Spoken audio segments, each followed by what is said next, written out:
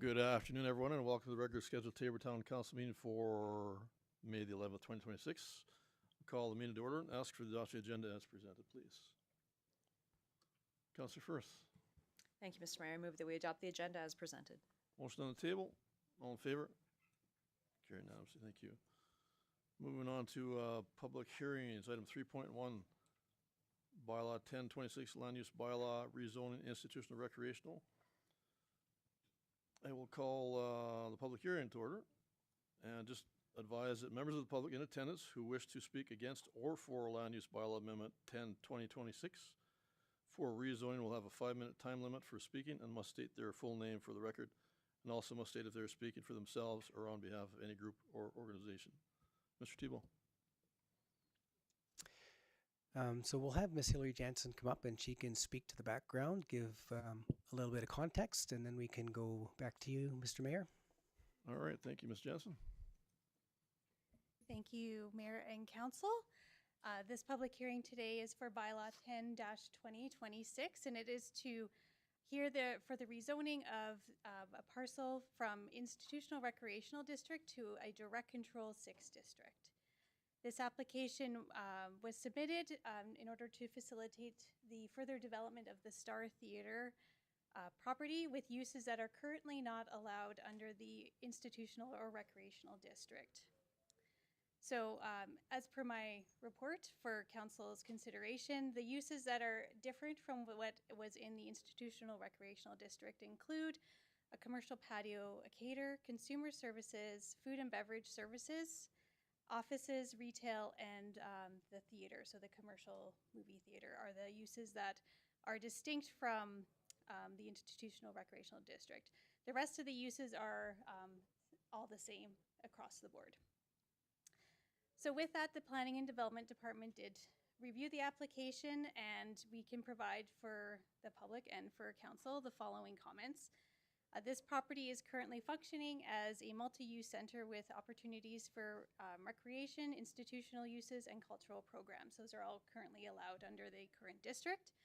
Many of the aforementioned uses that I mentioned just previously, like the food services, office space, consumer services, retail, could complement those existing permitted uses on the site.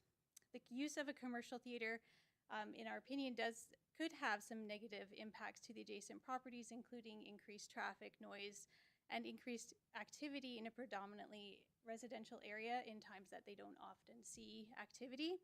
But this would be dependent on how regularly the facility is used for that particular function. If the rezoning would be successful, the applicant would still be required to submit their development permit application to be reviewed and approved by either town administration or town council as directed in the direct control district. This particular application was sent out to external agencies for review, including ATCO, Fortis, and TELUS, and none of which had any concerns with regards to this proposal. The rezoning application was advertised in the Taber Times on April 29th and May 6th, and it was mailed out to the landowners that were within a 100-meter distance of the property as per our notification policy. The Planning Department did receive the following comments from adjacent landowners with concerns, including that there would be increased traffic and there was opposition to what they considered light industrial uses in a residential area. The commercial patio, caterer, consumer services, food and beverage facility, retail, and offices are what that particular person indicated as being light industrial uses. The applicant also canvassed the area to explain the proposed rezoning and to gain feedback, and I'm sure they will be able to speak to that further when the opportunity comes up in this public hearing. They did note that there were concerns with regards to that they had found with the commercial patio and what that would entail with the development at the current site. And the applicant did respond that to those who were concerned that the patio was a small seating area that would be associated with the concession stand of the building. With that, they will probably be able to provide further details when it's their opportunity to speak. So with that, that kind of gives you the context of what the application is for and the comments that we have received to date. So with that, I'll turn it back to you, Mr. Mayor. All right. Thank you. All right. Anyone present here wishing to speak against Land Use Bylaw Amendment 10-2026? 26 for rezoning. Come forward, please.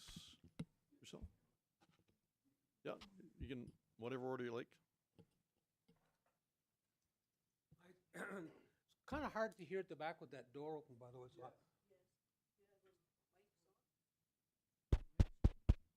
Mics are on. Face you. Anyway, it's just I'll try to speak up. Anyway, Brian Pollock, I'm a neighbor. First of all, the lady just mentioned, you know, the big thing about the traffic. We've already got the 3 schools there. We've got school buses coming up and down. And it's not just during school hours, Monday to Friday. We've got, you know, things going on at night at the schools and also on weekends during the year. So there's a lot of traffic. I was not aware that the facility as it is right now would have as many events as it is having. I mean, good for them that the facility is being used, but again, sometimes that parking lot is full, plus there's parking on the street, which I understand, but I wasn't aware, or maybe I was just naive to think that there would be that much use of the building. Anyway, I'm concerned with the retail aspect. This could be food, retail, clothing. Could it be law office, doctor's offices? Could it be buildings added to the property? Will there be food trucks coming in? There's already a storage container on the property right now. Retail is a pretty broad term, all bringing more traffic. Is it going to be open 8 to 5, Monday to Friday, Saturday, Sunday? Who knows what it's going to be? Commercial patio, also a broad term.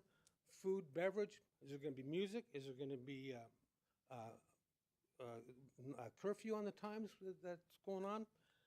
The zoning direct control goes with the building. And if that building is sold, then what's going to happen? Are there going to be restaurant, hotel? Who knows what's going to happen with that building down the road if it gets sold? The Star and 54 should be respectful of the neighborhood and the neighbors and not trying to change what's going on there. Now it's up to you as elected council to make a decision on what's going on in our neighborhood. Thank you. All right, thank you. And anyone else against? Wish to speak? Yourself? Hello. Hello. I go by Grande Johnson. I live in direct contact with the building. I came to talk about a couple things that don't make sense for me. There's not enough info sent to the neighbors. How this is going to affect? I got the Star note. Let's say half of the stuff, music studio, dance studio, is already completed. So seems like it's just a formality to finish the project. Then what's the point of asking people what we think about it? Because they already spend the money on everything pretty much to go by. And now you guys asking us about, hey, what's your opinion? Another info I found today on a website, Town of Taber website, is public participation. I believe this is a Town of Taber project, received public funding, $100,000 in support. I think it's already made. I'm not sure if I'm against it or for it. I know we need some good entertainment in our town.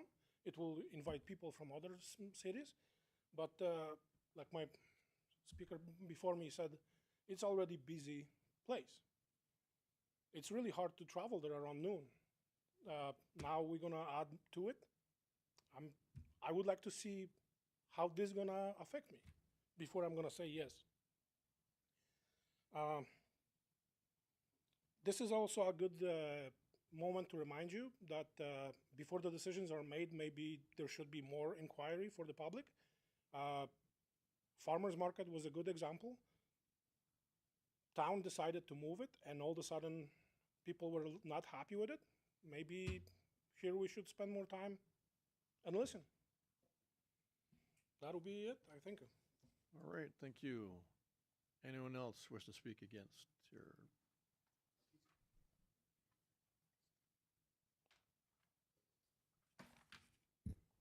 Hi, my name is Mike Topilko. I'm an entertainer known as Boss Man. So I am for parts of this renovation The biggest thing is not where it is. It's in the middle of a residential area. If somebody wants to go to the theater, well, where's the theater? You go downtown, then you go 3 blocks into a residential area to go to the theater. It's also a fight club. They're going to increase the fighting. There's going to be professional matches there. Where do we go? Oh, well, you go downtown, then you drive 3 blocks into the residential area. It's really in the wrong spot. All those things are very beneficial to Taber. But it's the wrong place. Now we've come to the point where it's already been pre-approved. We're here for whatever. The thing we have to look at is, what are we going to do with the traffic? How are we going to adjust the traffic to suit the place? We're not here to, like, of course, everyone's complaining of the location. Nobody's complaining about the amenities. I have a suggestion, because Myers School has 1,100 students. That doesn't include the teachers. Monday through Friday, you have an event at 8 o'clock, 1,100 students come in. 3 o'clock, 1,100 students leave. When we had the Taber Players, they had 4 shows. It's actually an event when they arrive, and when it's done, everybody leaves at the same time. It's a major event. So in 6 days, you had 18 events in that one area. Now, it directly affects 54th Street. The doors face 54th Street. The access to the parking lot face 54th Street. 54th Street is like totally the blunt. And the blunt of the traffic from the schools also use 54th Street. It's the highest probably percentage access corridor. Now my idea is to use the avenues for access. Now if we were to block the road off on the south side of the parking lot so that all access has to come in from the north. Around the north you got schools, you got whatnot, and it's avoiding the traffic coming down 54th Street. The only houses affected immediately, and they're going to be affected 100% no matter what, are the ones right across the street. But then the rest of the block will not have that. If you're standing on 53rd and 54th and you're going west, on the right-hand side, the north side, you got school until you get to 52nd Street. Then there's one house. On the south side, you got the church, you got one residence, a fourplex, and then you're on 52nd Street. 52nd Street is a corridor road. If you continue going west, the next corner is a 4-way stop sign, and you're on 50th Street. So to disperse the traffic, using the avenues as the corridor, which has very little traffic, is the idea. If you're going east, on the north side, you have Myers School until 56th Street. From 56th Street, 57th Street is a truck route. If you turn right on 57th Street, you go by the cop shop and out to the highway. So the rest will be filtered through the other residences. By putting a barricade up on 54th Street, you're creating, like a neighborhood needs tranquility. The other day I was sitting out in my front step, which I do a lot. I'm retired. I work in my yard and whatnot. It was 6:30, 20 to 7, and a neighbor comes driving in. That's cool. Guy comes by on a skateboard. I could hear the birds in the tree across the street. That's tranquility. That's a neighborhood. Families grow there. Their children grow there. And then 4 cars almost after each other went into the parking lot. And they came out with their judo suits, and they're obviously having classes. Now that's not trickle traffic. It's a little heavier, but it's not event traffic. But nonetheless, the tranquility is gone. You need that in the neighborhood. When Mr. Tory was at my place trying to sell it, I had to interrupt him because I didn't know they were his kids. They were on the curb, and I was concerned about the traffic. And he turned around and said, "Hey, kids, you watch out for the traffic." And I'm not a father. I've never had kids, but I'm concerned about the neighborhood. It's a neighborhood. A neighborhood is something special.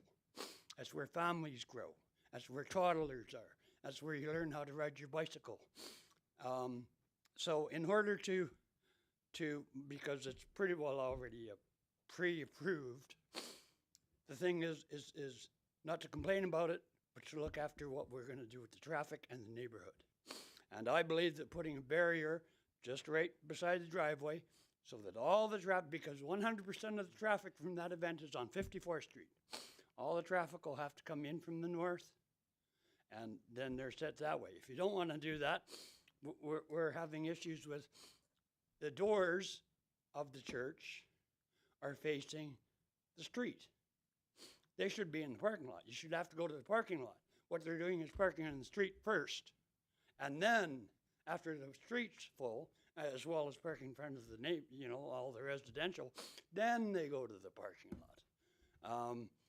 Which, if you're not going to close it off, then those two doors should be emergency doors, and the entrance should be in the parking lot. The other thing is, there was one more thing.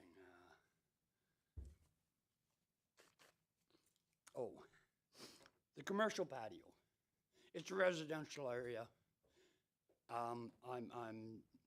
Shouldn't be any outdoor activities. Keep it in the building.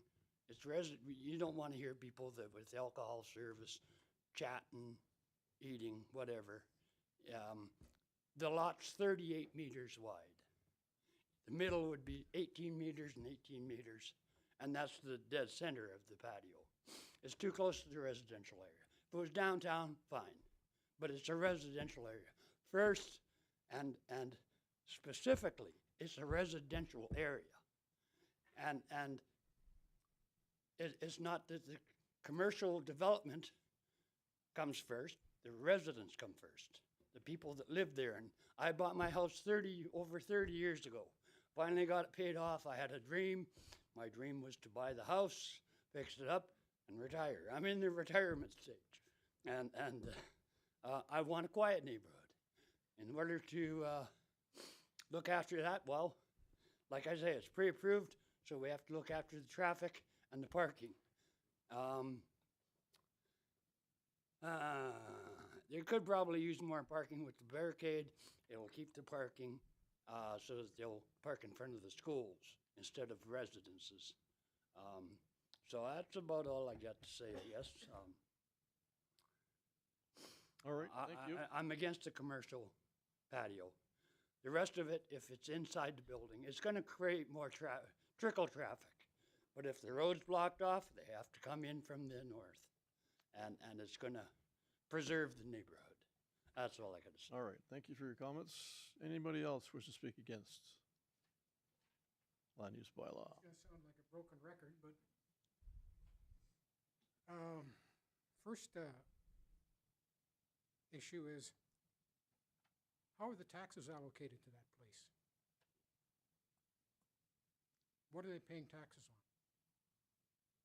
And we're not actually here to speak to any questions you have. We're here to hear your No, no. comments. No, we're here to hear your comments only. It's a public hearing for that particular Okay, but purpose. this has, it has eventually has an impact on our situation. What's it going to do to the property values by having all this business going on? Like Mike had mentioned, the traffic congestion, the traffic amount. For now, our house just happens to face that parking lot directly, and whenever there's traffic in and out of there, especially coming out, when they're making left turns on the highway or on the street, those lights are right in our living room window. And that goes on till 12 o'clock in the evening. And then not only that, they park in the parking lot, leave the cars run, and the car headlights are on, shining in our window. So, well, I know the answer is, well, close your drapes. Well, that's the answer, I guess, to that one.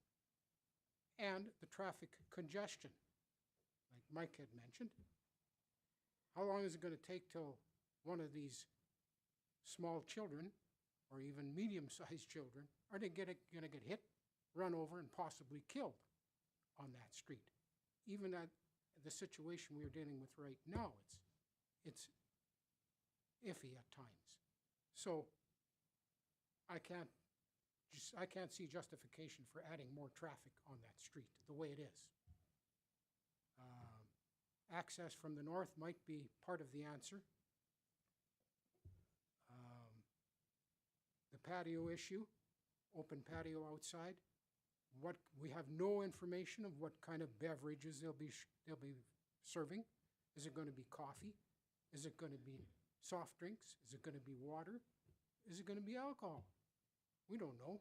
Nothing, so it's a gray area. Next thing, when the owners at this time decide to upgrade maybe a few years down the road, what does that property become then? Does it become a muffler shop? Does it become a shed for one of our contractors in town for the gravel trucks in and out of there? Are there any restrictions on there? Is this going to remain as it is now? This is in a residential area. We don't want commercial undertakings in our residential area. The idea of the residential area is, like Mike had mentioned, a quiet area that people can live and enjoy in my case, the last years of my life, instead of having to deal with some joker roaring in and out of the parking lot and down the street. And that's not good. We have the 3 schools. There again, with the children in and out of those schools. And a good example was there's school buses going by there all the time. Now we add school buses plus commercial traffic in there. Is that a good thing? I don't think so. When they remodeled that parking lot there, well, it was an issue there already with the increased traffic. Well, when they closed the church up, we thought we had it made. Oh no, somebody's going to change it over to the recreational building. Well, as it turns out, there's more traffic there now than there was originally with the church.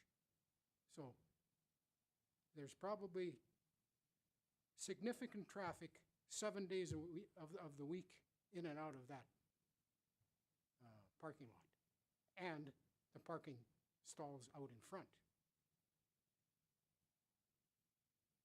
So I'm just saying, these are issues that should be addressed before anything is proceeded on.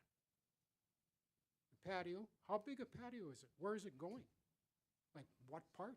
Is it on the south end, the east end, the west end, the north end? No, nobody knows. And probably the people deciding to do that know where it's going. But we don't know. Is it going to be a small 10-seat capacity patio, or is it going to be 50-seat capacity patio? Is it going to be enclosed? Going to have a roof on it? Don't know. There's nothing there. Too many gray areas. And like one person said here, oh, the decision's probably made already to go ahead with this, and we'll see what happens. Well, I don't think that should happen that way. I think things should be in place before things are decided to proceed with some decent input. No, get it from the people that actually live on the street and have to deal with it day to day before proceeding with it. I know it's nice to have that facility, and the way it is right now, it's not a big problem, other than the traffic in and out of the parking lot, which irritates me, but it's just me. But you're gonna add to it now? The way it is right now, it's not so bad. But there again, and I do have issues with property values. But anyway, that's all I have to say. Anybody else is welcome to add to that. All right, thank you. Anyone else wish to speak against bylaw? You make it real quick.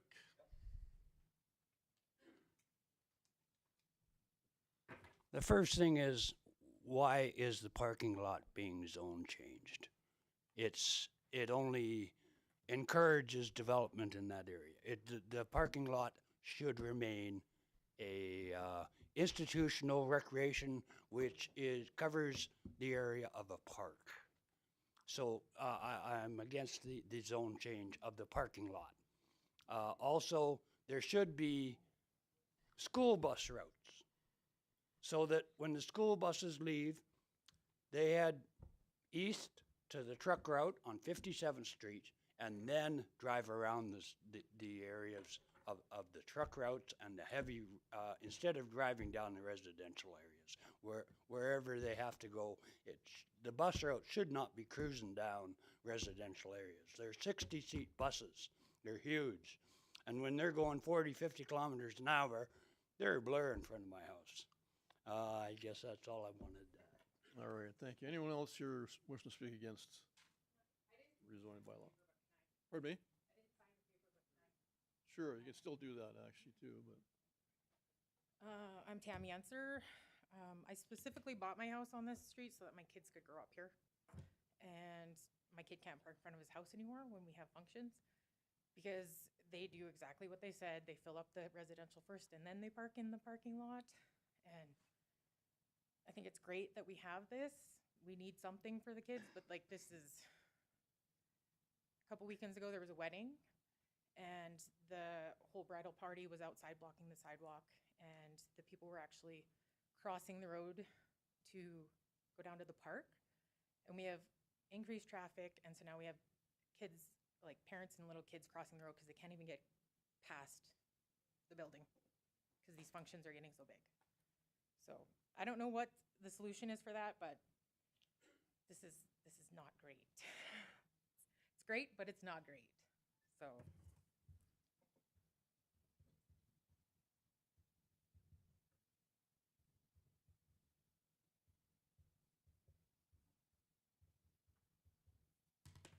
All right, thank you. Anyone else wish to speak against the amendment for rezoning 10/2026 for a third and final time? All right, and just to clarify, Ms. Jans, would your office have some contact with these individuals then sometime after with their concerns that have been brought up today? Or Mr. Tebow, we've had some discussion about that also. Go ahead. So this is the opportunity for council to hear the concerns. People had the opportunity to send comments to me directly. I received one written comment with regards to this application. Okay. So after the fact, I mean, it's council's decision on the application. After the fact, if there's something else that they have concerns about, if depending on what happens, then certainly they can contact the planning department. All right, thank you. Anyone present wish to speak for land use bylaw amendment 10-2026 for rezoning?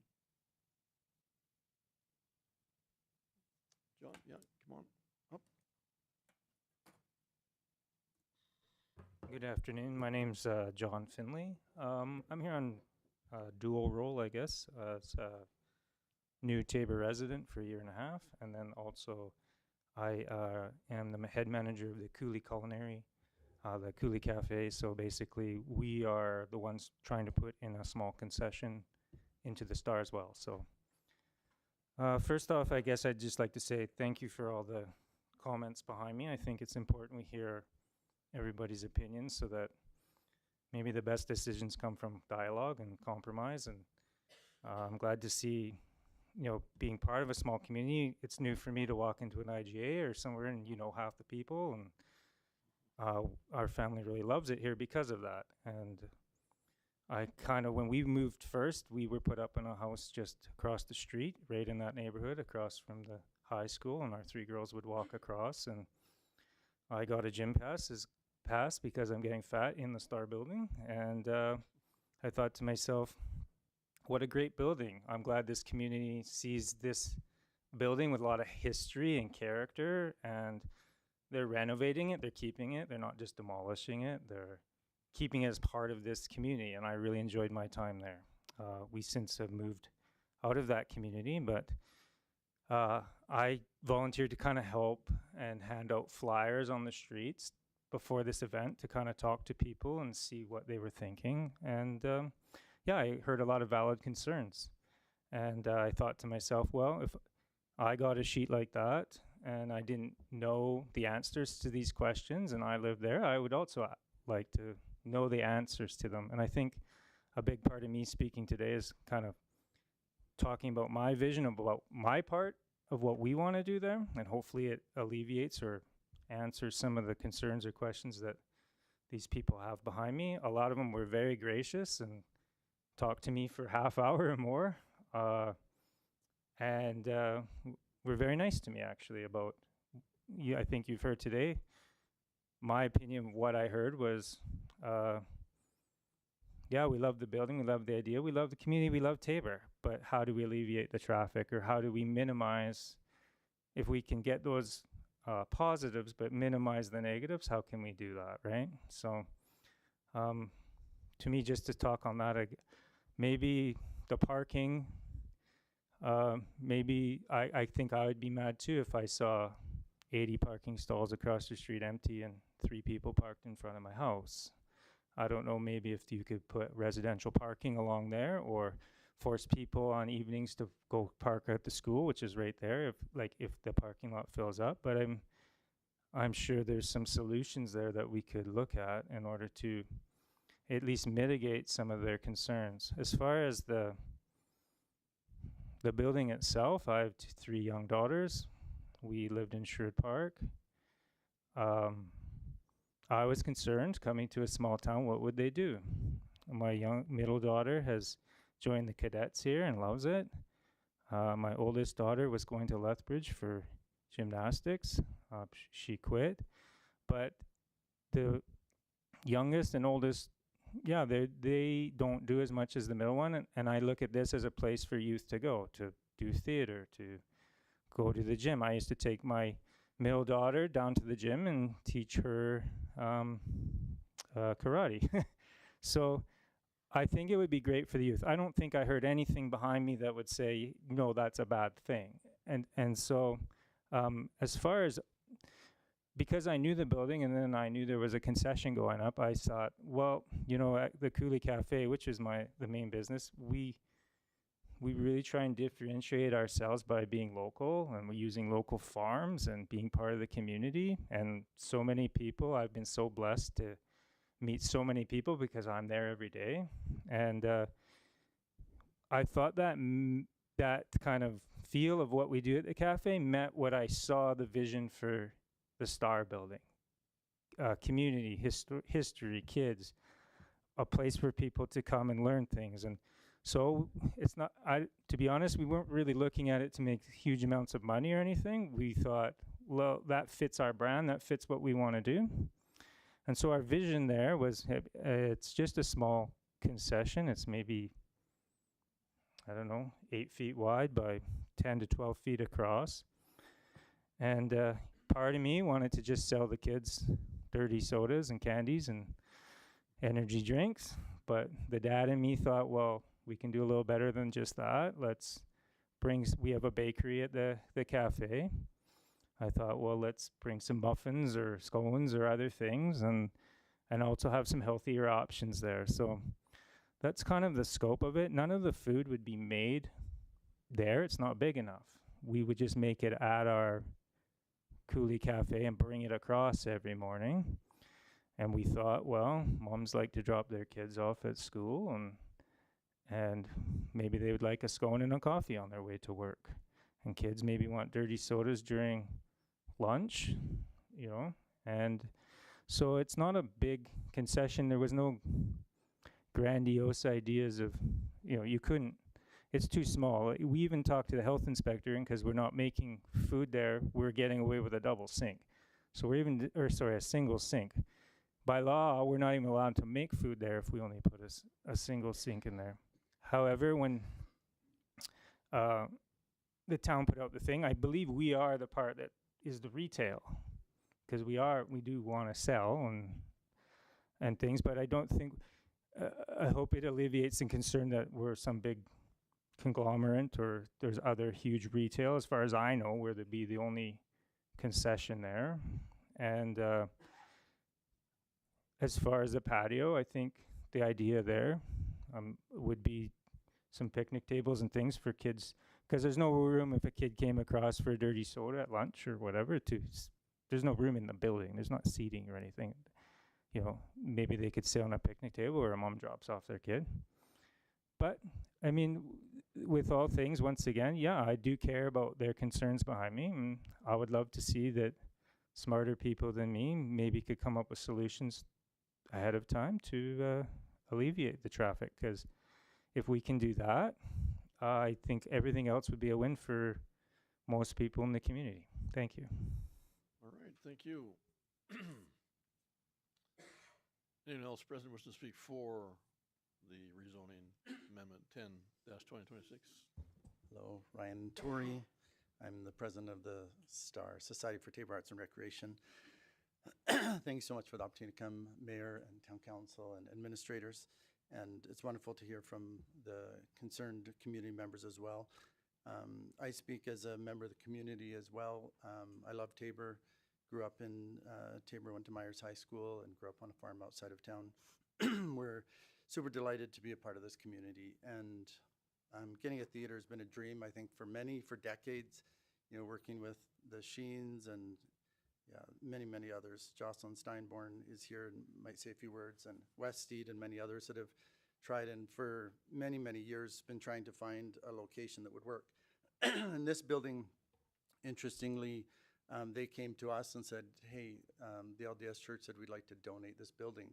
And we were delighted. And to have a gift like this building, a historic building, which really adds to the character when you're looking at doing a theater, it was just a wonderful fit. And I do understand for the neighbors that is some inconvenience for them.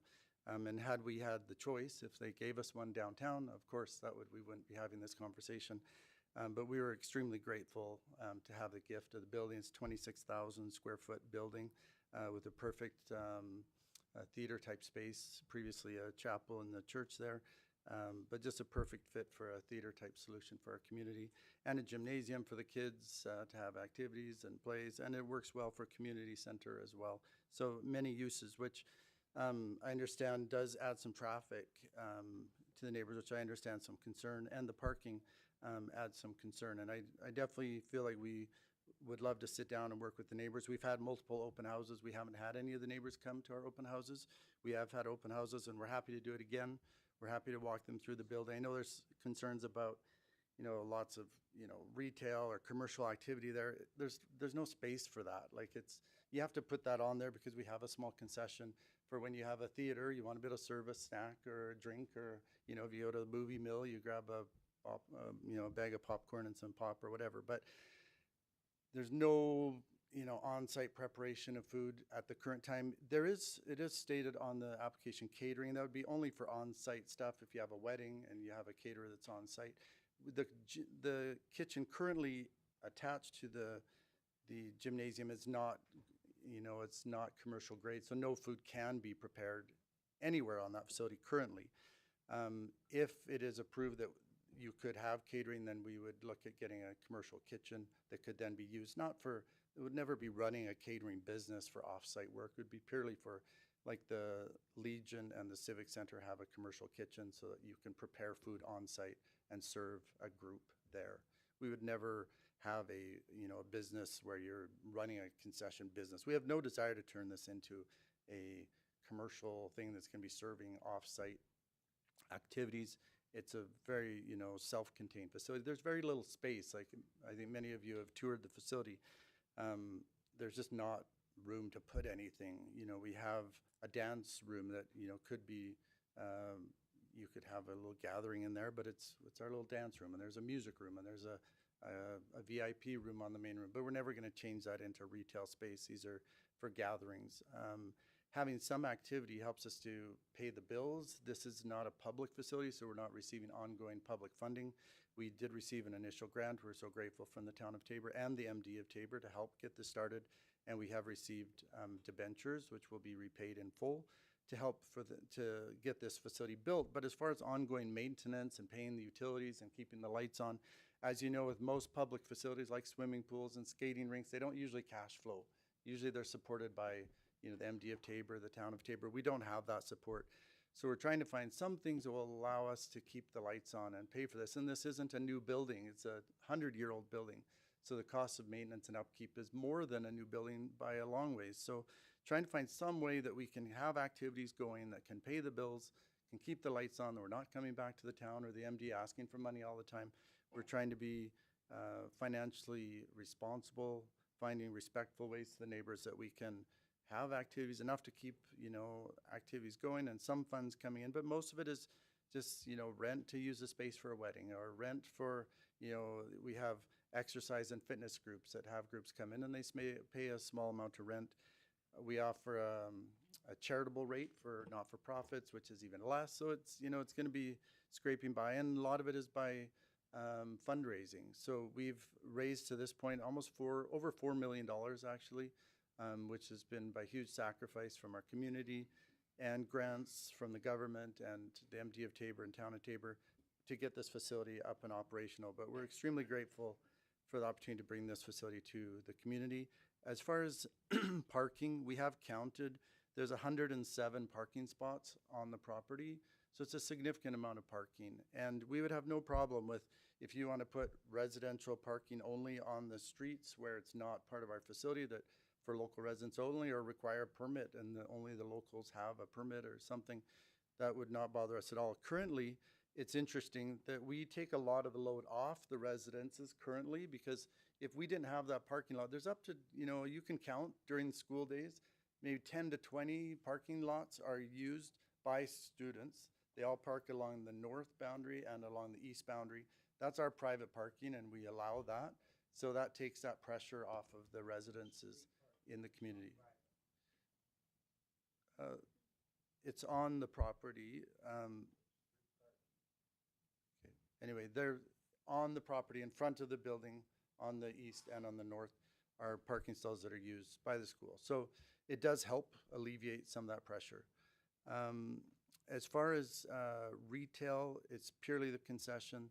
There's no food prepared on site. It's just for serving. So you could have soup that's prepared at a main kitchen at the Cooley Cafe and could be warmed and sold there, but very little activity. As far as the patio, I'm not sure where commercial came from. It's not, it would never be an independent freestanding. It's just, this little concession is in the hallway. There's nowhere really to sit. And so if someone came and got a pop or a bowl of soup or a sandwich and wanted to sit down, the thought was that we could put a small seating area outside for during nice weather, that someone could sit down if they had a coffee and a bagel or something. And if we needed to put something, you know, some restrictions, we're not trying to have this on, it's on title from when it was sold or donated for free by the church. It's on title. It could never be a casino. It can never be a bar. Like, there's a lot of restrictions on title. It can never, you can't do those things. It's part of the gift. If you did, the gift would be taken. So it's on title officially. You can never do those things. So it would not be, you know, a retail bar or something on a concession. It's just purely a sitting area. As far as food and beverage, food and beverage would be, it's just like any public facility, like the community hall or the civic center. If someone has, you know, an event, they can request to have a liquor permit if there's a wedding. But there's not, the Star, we do not have a liquor license for the building. There would not be, it's not possible based on code to have that. But an individual event, they can't have a caterer come in and serve food to their event, or have a liquor license, which would be approved by the, you know, AGLC, would be according to all their guidelines and all the strict restrictions associated with that. As far as any traffic, I realize there is, you know, it is a challenge. There's no way to get around that. People will come to the facility, and anything we can do to cooperate with the town to alleviate any concerns with traffic, we're happy to do that. As far as all curfews, noise ordinances, we'd of course adhere to all, you know, normal codes associated with that. But we're super excited to bring this facility to the community and appreciate your ongoing support, and would be happy to work with the neighbors to make it work. Thank you. All right, thank you. Anyone else present wish to speak for land use bylaw amendment 10-2026?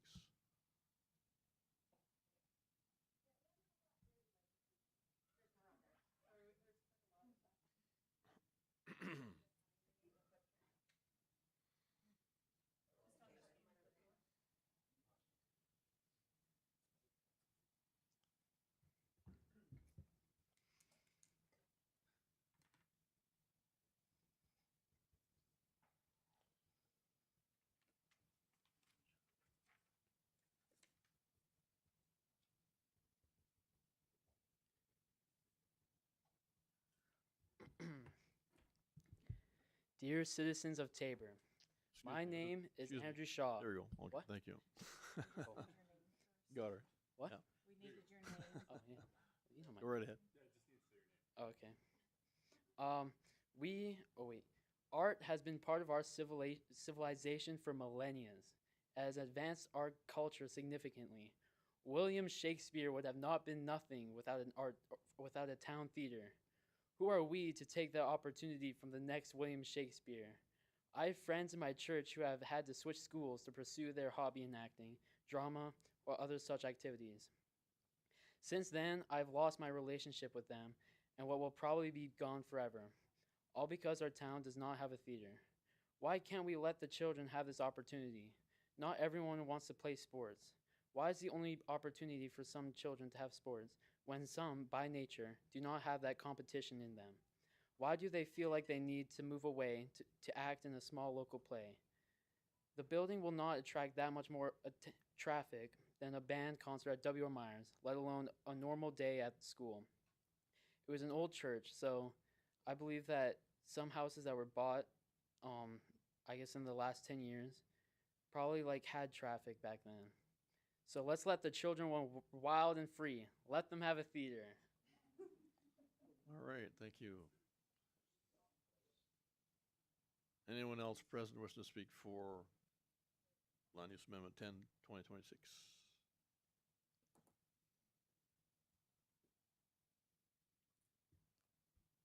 Hello, my name is Whitney Bullock. Sorry.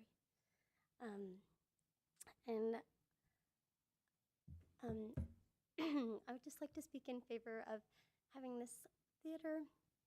I think it is a very valid concern to make sure that we can control the traffic and make it safe. I have 6 children, so safety and having a caring community is very important to me. I grew up in this area. I attended Myers High School, and I've always loved this community. I love the wonderful people that are here. I just want it to be a place more of gathering. I feel like when I was younger, most of the time when teenagers would hang out, we would usually go to Lethbridge because that's where more of this stuff was. But as a parent, I am a little more concerned of drugs or criminal activity, and I would rather my kids stay in Tabor. On the weekends, I'd rather not have them, especially like winter or driving stuff. Like I don't think that Lethbridge has anything that we can't offer. So I love that we can have this place, and it's already offering some fantastic things. I had my children in karate last semester, and it was wonderful. It's wonderful to be able to gather with people who are not just in your own school, not just in your own church, but any member of the community, just more interacting. You get to know more people, you get to have a broader perspective, you understand each other better. And I just think the addition of making it as well as a live theater, of having the movie theater, will just keep kids in Tabor more. Instead of needing to go to Lethbridge to a theater, you can stay here. And I just find that the arts, theater, movies, all those kind of things are just great for bringing people together. I love sports. I have some kids who are very competitive by nature, and I have some who are not. But I find that when you're watching a sports game, the crowd is usually divided, the for and against, and there can be a bit of a tension in the room at the end of the game. There's the people who are ticked because they lost it. There's just a bit of a tension, and I love it that at the end of the theater or end of a movie, there isn't that division. There isn't that divide. I feel like the arts bring people together. Everybody can cheer. Everybody can be happy that someone else's wins can be my win too, that we can all be together. So I just like to say thank you for helping this project to get this far, and I hope we can make it a positive thing for everyone in the community. Thank you. All right, thank you. Anyone else present wishing to speak for land use bylaw amendment?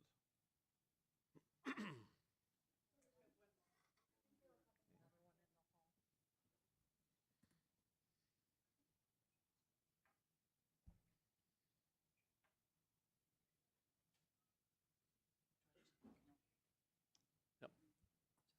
Just get you to state your name for the record also, please, and you can also sign that sheet there. Okay, say my name or Both, or yeah, write please. it down. Oh, sorry. I'm Carson. Hughes.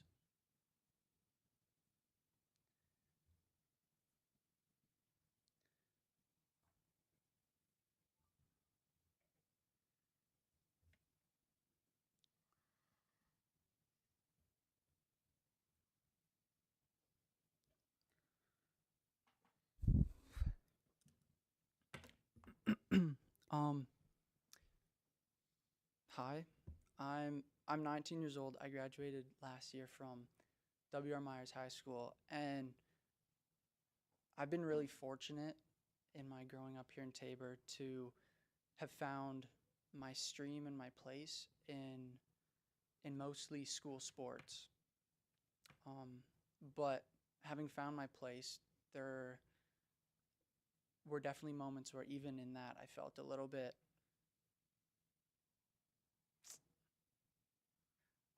out of the group. I didn't really feel like I fit in. Ever since I was little, I've always wanted to try acting. I've always wanted to act because I felt like it'd be a good way to express myself. And growing up in Tabor, there were options, but most of it was just driving out to Lethbridge, which was just not something an 8-year-old could do. But ever since I heard that this old church building was being turned into a theater that was going to give other kids the opportunity to be able to live out and really try out that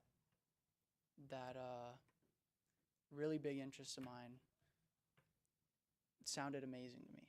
And I from first hearing about it, I've loved the idea. I went to the gym. It's a great gym. But I'm really in support of the Star building for the theater aspect of it. There's been kids that I've went to school with, I was best friends with in elementary school, and as we got older and went to middle school and then high school, I shifted away from them, and we found different paths because they couldn't fall back on the connectivity and the love that I felt in sports and the sense of belonging that I felt in sports. So some of these kids ended up dropping out, and some of them turned to drugs and different things to cope with feeling like they didn't have a place.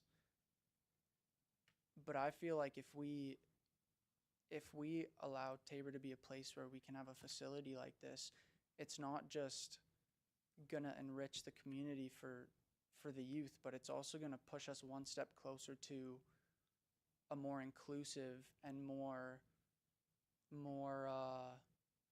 diverse and suitable place for everybody, no matter what you're really into, whether you want to go and watch the theater or be in the theater, or if you need a job, it'll add jobs. And another thing that kind of ties with that is I work with individuals with special needs, and so often I kind of find myself sitting in the house with them and looking at the roof and thinking, like, what can I do to bring these individuals out into the community more? And some of the condition that a lot of them are in, they can't necessarily go up and go play soccer, or they can't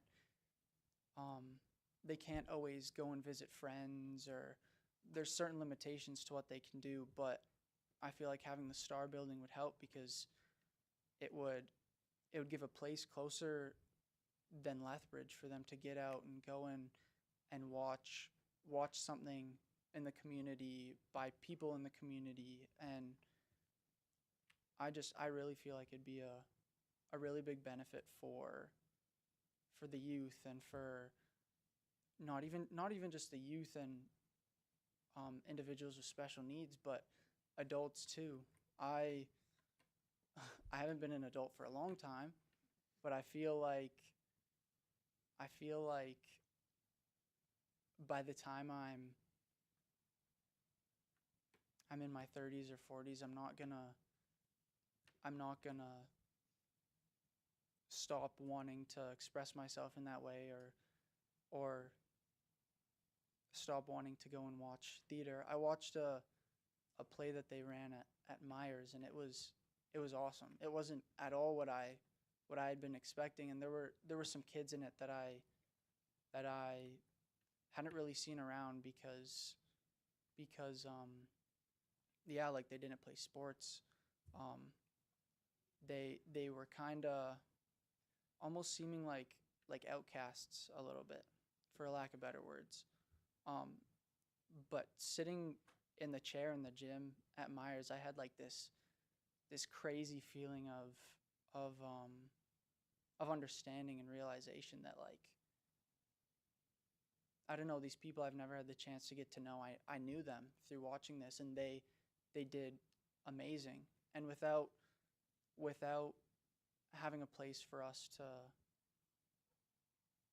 host plays and do theater,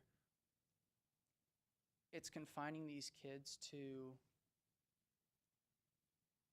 2 nights a year during the school year that they're able to express and feel like themselves in that way. So, yeah, I'm in favor of, I'm not sure how to phrase it, but I'm in favor of keeping the Star Building. I like the idea of it. Thank you. All right, thank you, Carson.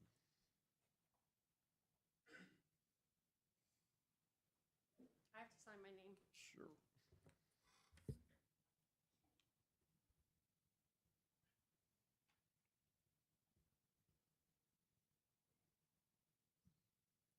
Hello, everyone. My name is Jocelyn Steinborn, and I'm here as a representative for Tabor Players and also a teacher.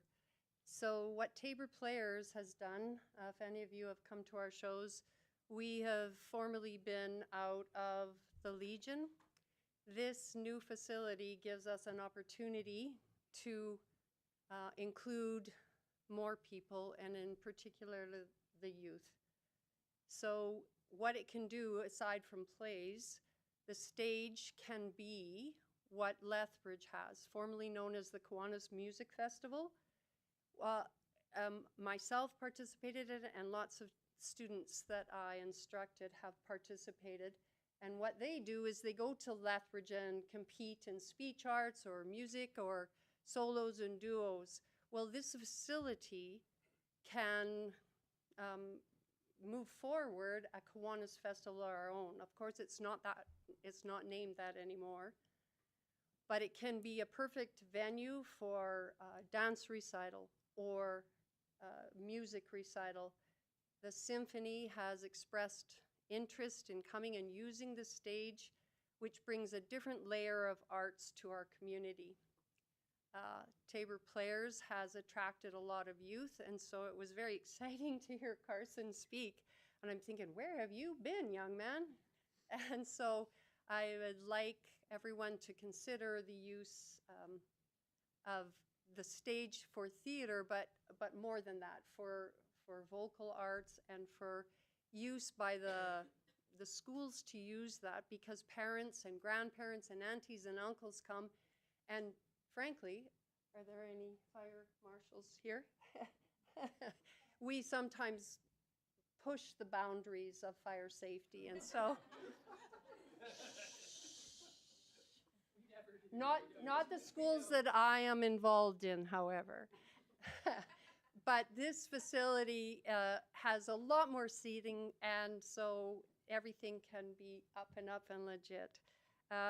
Aside from all of the other features that the building does provide, I think as a teacher at Central, Myers, or DA, it would be a delight to not have to pack a lunch, to go and grab a salad at the small cafe and take it back and work in your classroom, because so often teachers don't take care of themselves at lunch.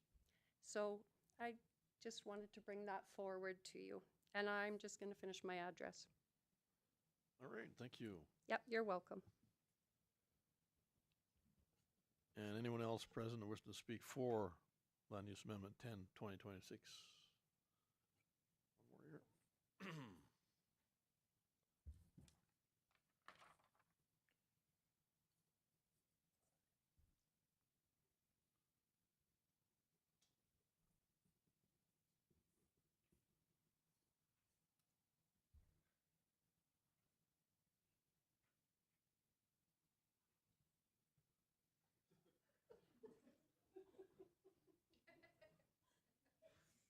All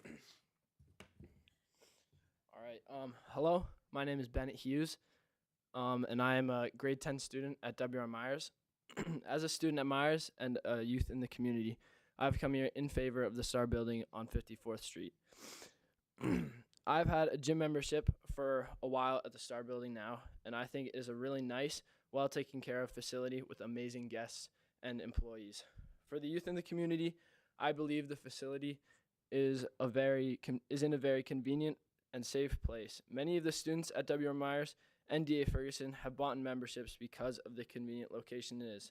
Also, because of the renovations at Myers, the school gym had to be used as a classroom, so the students weren't able to have that resource, but many of the gym classes and health classes have been able to go over and use their gym for a space for the students to become healthier and more well fit. There's also a weightlifting program at Myers that is using that gym as well, and I think it's a great resource for the students at Myers for their well-being and, I don't know, to become better fit. Thank you. All right, thank you.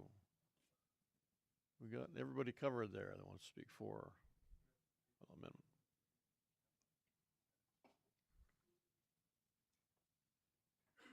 Hello, everyone. Hello. My name is Brad Zander. And I'm going to get a little emotional because the Star Building is really important to me. So, including most of the people that know me here, what they don't know about me is that I was a theater kid. I didn't play sports, but I grew up doing musical theater. I didn't grow up in Tabor. I grew up in Vancouver. So I had a great opportunity in Vancouver and the Lower Mainland to travel across various venues, performing, doing musical theater with the group that I was a part of. And it was a significant part of my life. And so when I made the decision to move out to Alberta, and then when my wife and I decided to move our family to Tabor 5 years ago, one of the things that I feared was that my kids would never have the opportunity to get exposed to the theater like I was. And then 2 years into living in Tabor, I met Ryan Torrey and became involved with the STAR organization in the capacity as the treasurer on the board, because I'm also a CPA accountant. And so I performed in many theaters across the Lower Mainland, and some of the limiting factors of the existing theater that we have in that building isn't present. So I know some of the use cases that were requested in the zone change is to make the theater a full experience for people when they come to the theater. Not a single theater that I performed in did not have a concession. They all did. Not a single theater that I performed in didn't have kind of the full stage with the curtains, light, sound booth, kind of everything that you need to have performance. And I really feel that we could make this building a beacon for the community, not just for Tabor, but for the surrounding communities, the MD, Bow Island, kind of the local communities to come and perform here, to attract people from not just Lethbridge, but from maybe Calgary or Edmonton, groups to come and perform so that our families have things to go to and do on the weekends. And I know that I don't live on 54th Street, and I know that there are people here that do. So they're directly impacted by what's happening with the theater. And so I hope that we can find a way to alleviate some of the problems, whether that's finding every single person that parks in front of their damn houses. I'm definitely in favor of that. And so the opportunities I had in theater really made me the person that I am today. They had a direct impact in my success in my career. The things that I learned, the skills, the confidence that I have, I owe to the theater. And so I want kids in Tabor to have that same opportunity to gain that confidence when they don't gain that confidence on the basketball court, or they don't gain that confidence on the volleyball court. And I hope that one day that there's a few people here that will help me direct a play so that kids can do musical theater. And I've already kind of said that if this happens, the first play that I want to direct in this community is Frozen, and we're going to have a great time. So I just want to thank you all for kind of listening to everyone. I wanted to thank the people that came here that live directly on the street, and I hope that kind of collectively as a community, we can come together and find the best solution for everyone. Thank you. All right, thank you. All right. And one other? Yeah, come on up. Hi, my name is Montana Hancock, and my family moved here not quite a year ago, and theater has been my whole life, and I've got 5 kids. Sorry, and they're not into sports. They're super expressive. They're really funny, and we were living in Raymond for a period of time, and my one son, he was able to be part of one of the Raymond plays, and I've never seen his confidence grow so much. And he is so willing to try anything now, not just theater, but to join clubs and like robotics and all of those things. And so theater isn't just putting on a play, it helps you build your confidence. It helps you with your memorizing and expressing and all of those wonderful things. And I didn't know about the STAR. I didn't know all of the things going on. And when I learned about it, I was so excited. I was so excited for my kids. And I think that it's a wonderful opportunity. For if we're able to do movies there, my family would go all the time. Gas is expensive. I don't want to drive to Lethbridge. I can't afford to, but I'd love to have things to do with my children, to bond together and to build up their confidence. And yeah, it was such like a surprise win when I learned about the STAR and all the amazing things that were there. It was just like this huge bonus to moving to Tabor that I didn't know even was happening. So yeah, thank you for listening. All right, thank you. Anyone else wish to speak for the land use amendment 10/2026?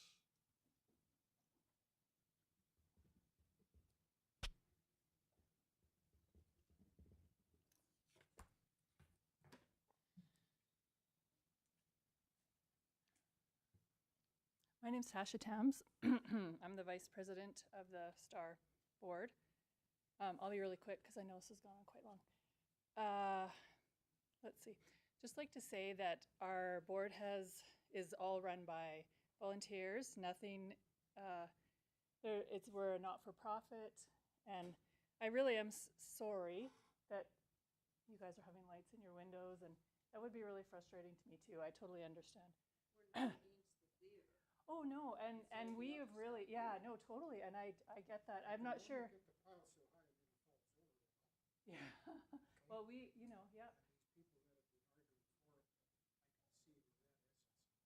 It's okay as long as it's not my backyard.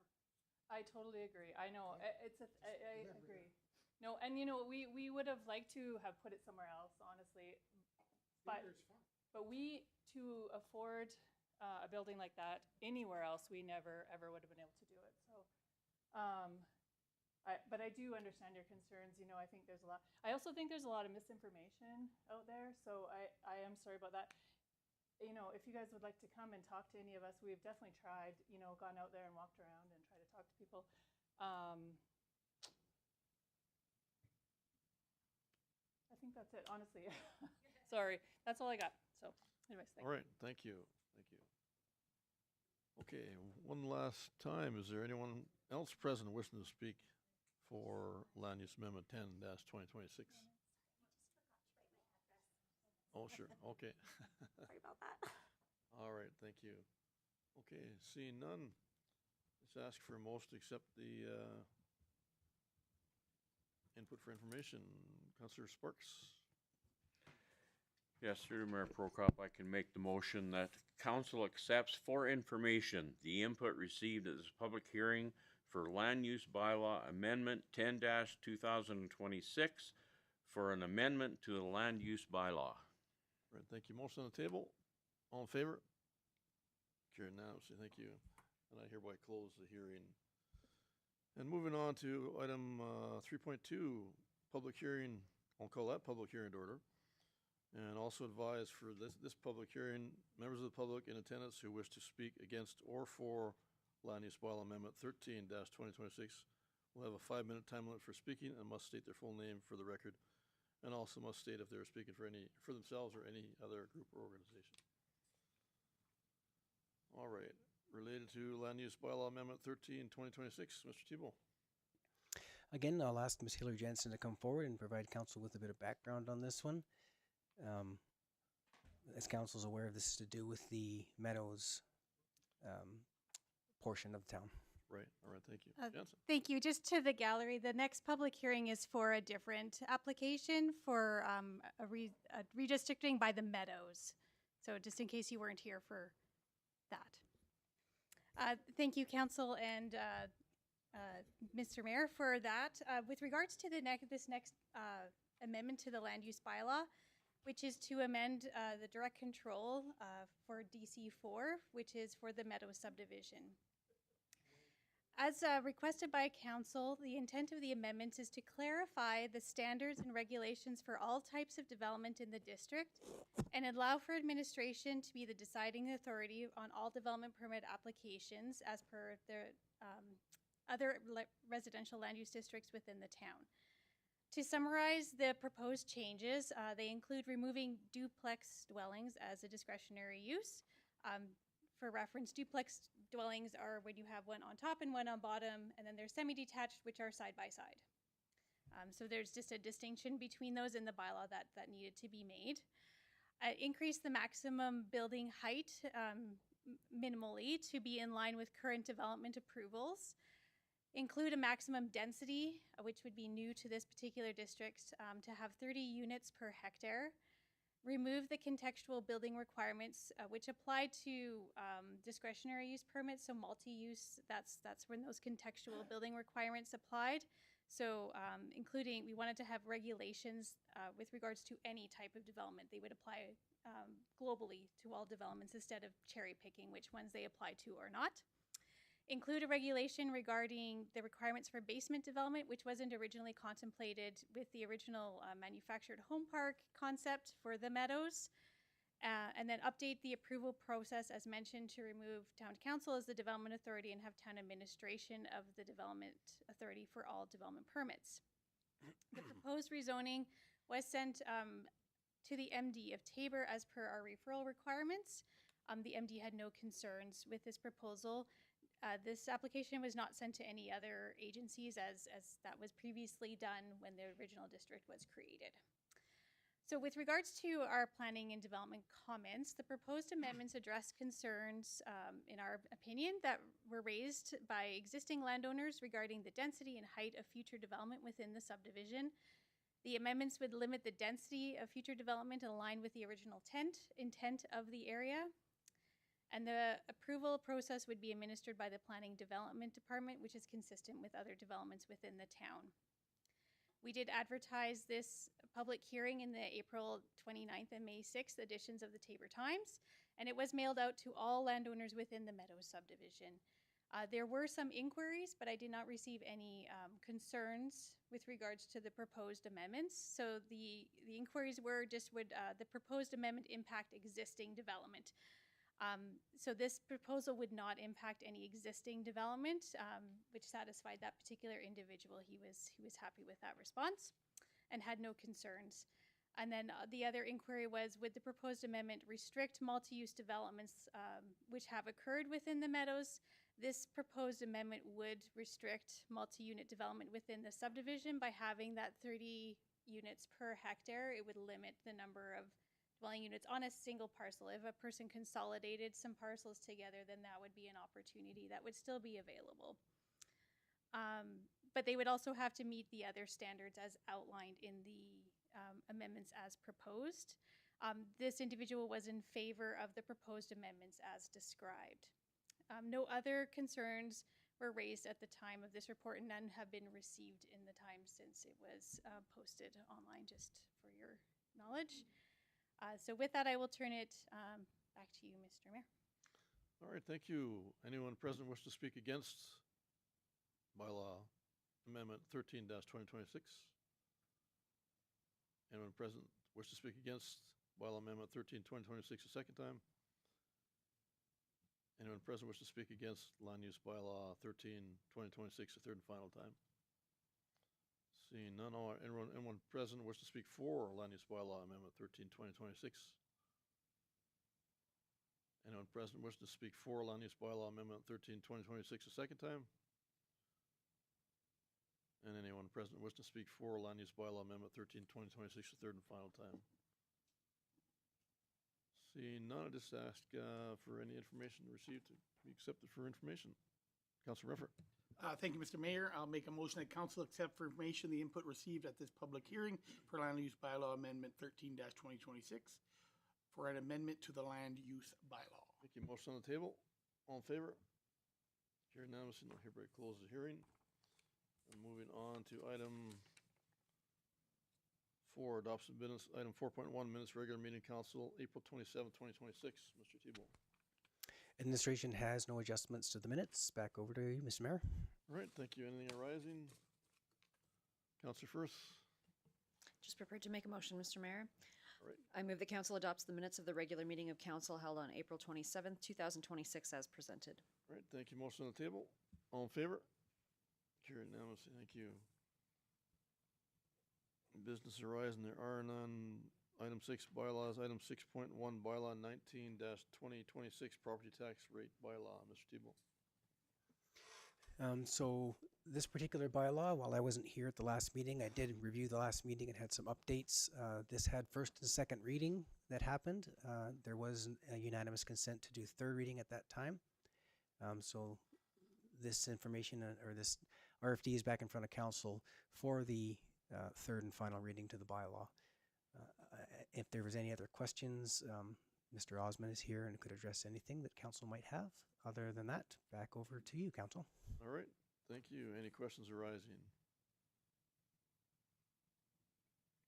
Seeing none, so I'm prepared to make the motion.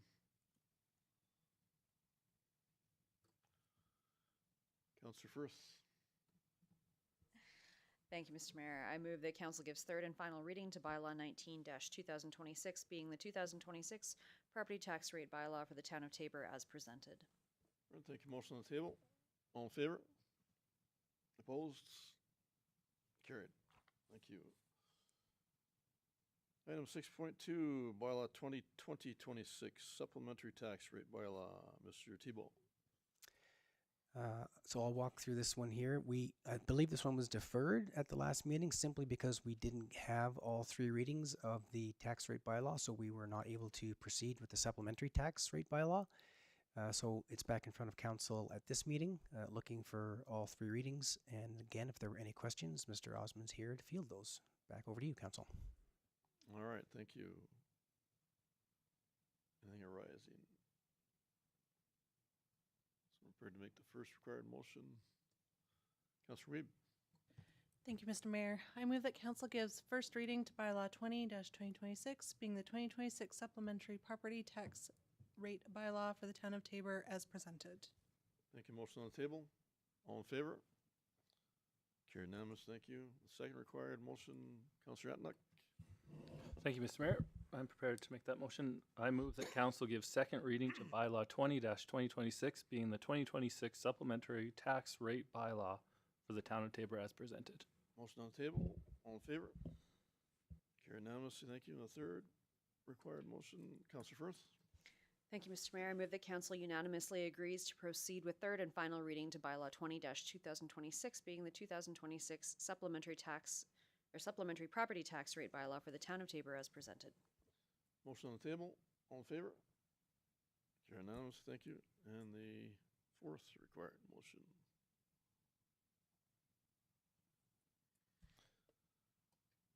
Councilor Sparks. Yes, I'll make the motion that council gives third and final reading to bylaw 20-2026, being the 2026 supplementary property tax rate bylaw for the town of Tabor as presented. Thank you. Motion on the table. All in favor? Carried unanimously. Thank you. On to item 6.3, bylaw 10-2026, land use bylaw rezoning. Mr. Tebow. I'm sorry, let me play catch up. There we are. So this is, of course, in relation to the public hearing that we just had. I don't know if Miss Hillary Jansen had anything more she'd like to speak about regarding this one. Council will notice that we only have the second reading in here, and we did not have the third reading in because public hearings, we like to hear what's going on and see if there's a requirement to do anything further. So I'll hand it over to Hillary for now. Thank you. Just for council's consideration with regards to second reading of the Direct Control 6 district. So second reading does provide council with the opportunity, if you had any questions of administration on, say, the uses that were included, we can address those. It is also the opportunity within a direct control to tailor this direct control to maybe how you heard the conversation with the public. There was a lot of in favor and obviously those in opposition to this direct control. So you may have heard things that you're like, well, why do we include a particular use? A direct control can be tailored to whatever council sees fit for this particular location. These were just for context, the uses that were described were the ones that were applied for by the applicant. They added those uses because they thought those were uses that, in addition to what they already have at the theater, being a cultural arts center and like the recreational aspects, that would be beneficial to the functioning of the facility. So that would be the commercial patio, the caterer, consumer services, food and or beverage service facilities, office and a retail store, and then obviously the biggest ticket would be the commercial movie theater, which currently wouldn't be allowed.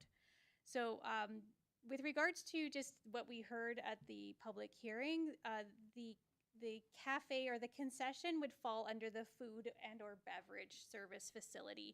It wouldn't fall under retail.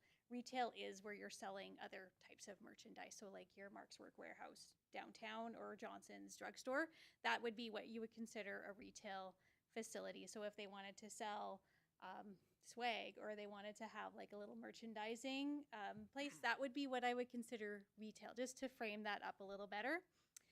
Consumer services may be something like a chiropractor or a doctor's office or something like that. And then obviously the caterer came up. They don't have a certified commercial kitchen, but it would be an opportunity if they had one that they could have a catering service in there, which is what you heard from Mr. Torrey. The commercial patio is how it's defined in the land use bylaw. So people always get concerned with commercial, but that's just how we define commercial patio. It's anything, you have to have a brick and mortar business in order to have a commercial patio. So with the concession stand, the concession stand would have to be there in order to have this little patio. They didn't provide any drawings as to what that would look like, but they would have to apply for that. And that is one of the uses that would fall directly under council's discretion in terms of an application. That's how I crafted the direct control, just because it is something a little bit different. So I think just wanted to frame up those uses and why they were included and maybe what they could or could not be within the context of the Star Theater. And if there's questions on that, but if you felt like there is something within those uses that, oh, we don't really think that that would apply in this location, or it may be a conflict, you can, as per second reading, you can amend the bylaw, strip those out. You could also add things if you felt, hey, you didn't include this, you should have included that. There's nothing in the bylaw that, with regards to the parking situation, they have to meet the parking requirements for all the uses. And currently they do meet their parking requirements within their property. So that wasn't necessarily a planning concern. Obviously the traffic and where people park is at the discretion of people who are attending that facility. If they park on the street, there's nothing in our town parking bylaws that would prohibit somebody from parking in front of a residence. That's just not something we have, but it is something you could contemplate in obviously a parking bylaw, not within this direct control district. Just kind of food for thought on that. With regards to traffic, also, you know, it's if there's roads, people will travel on them. There will probably always be traffic. There always can be a preferred route, but we can't dictate where people will drive because maybe they're coming from different parts of town. So those are challenges that, yes, they are real challenges, and that's why I put them in our report to council as a general comment, that there can be some nuisance factors that would percolate to the surface with this particular use. But at the end of the day, it is, you know, the types of uses that can go on there are very constrained. We can't have industrial uses in there. That's not something that's contemplated. You would have to approve additional uses. You couldn't just turn it into a welding shop or a storage, a mini storage or something like that. These uses are the only uses that are allowed there, that would be allowed if you approve them. So just wanted to provide that little bit of context, and so then I'm here if you have any other questions. All right, thank you. Councillor Atnock. Thank you. Through the mayor to Ms. Jansen. One of the points brought up by the people against this zoning was if this building ever got sold to someone else. So how would that go about? It's like the logistics of it, I don't think are very practical. I don't think a restaurant would want something that big, but hypothetically, maybe it does. Right. Could they just put any retail or any catering or anything in there if we voted for this direct control? So if with the direct control, it has to be, as I mentioned, the listed uses. So they couldn't put in a restaurant because a restaurant isn't a listed use. Yeah. So that would have to be a change. They would have to amend the bylaw to be able to do that. If it did get sold and somebody wanted to convert it into one of those listed uses, that would be something that we would contemplate as an application. Absolutely. So it's just, you know, how the building is constructed. Yeah, could they change it into, say, a medical facility in the future would be like the best thing I can think of at the top of my head. Sure, they could probably convert that building if they wanted to spend the money and time doing renovations. Also, it could be a medical clinic or something with a bunch of different types of doctors' offices in it. Absolutely, you could apply for that because that's a use that would be allowed. So yes, there would be that opportunity if they sold it, that it could be changed into something, but it would fall under the guidelines of these particular uses. So. All right, thank you. Councillor Renfro. Thank you, Mr. Mayor. To Ms. Jensen. Yeah, because I see like this direct control. I think like the letter that come in, they misunderstood direct control. They looked at, you know, making direct control area gives the landowner the control. It's kind of the actual opposite. It gives administration and council, you know, kind of the control, right? So even I guess if somebody did, you know, if consumer services was in there and they did apply through direct control, their application, if it didn't fit, you know, it would come to us. So the direct control really, really helps us craft it as it becomes something, right? Yes, thank you, Councillor Renfro, through the mayor. The intent of a direct control is that this doesn't fit into any specific conventional zone that we have. So you have, as council, the opportunity to say, we want specific uses in specific places. The other thing is if you do have concerns, say with, I don't know, like a consumer services, and you see it as a conditional use that we could, as a development authority being administration, we could go and it would be discretionary. We would send out notices, we get feedback, but maybe you want to have an extra layer of control on that. You could take that particular use and plunk that into a discretionary use and say, no, we want that to come back to council as the deciding authority, not just administration. That's the beauty of having a direct control, is that you can have as much control over those uses. You could move all of those as a discretionary use if you so chose.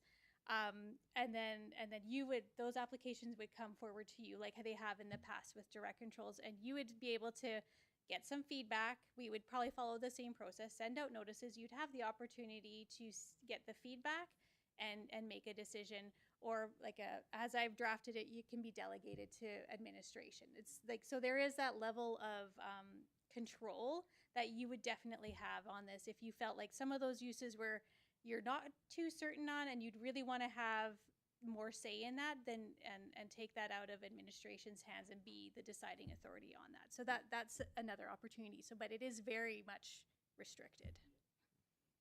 All right, thank you, Councillor Sorensen.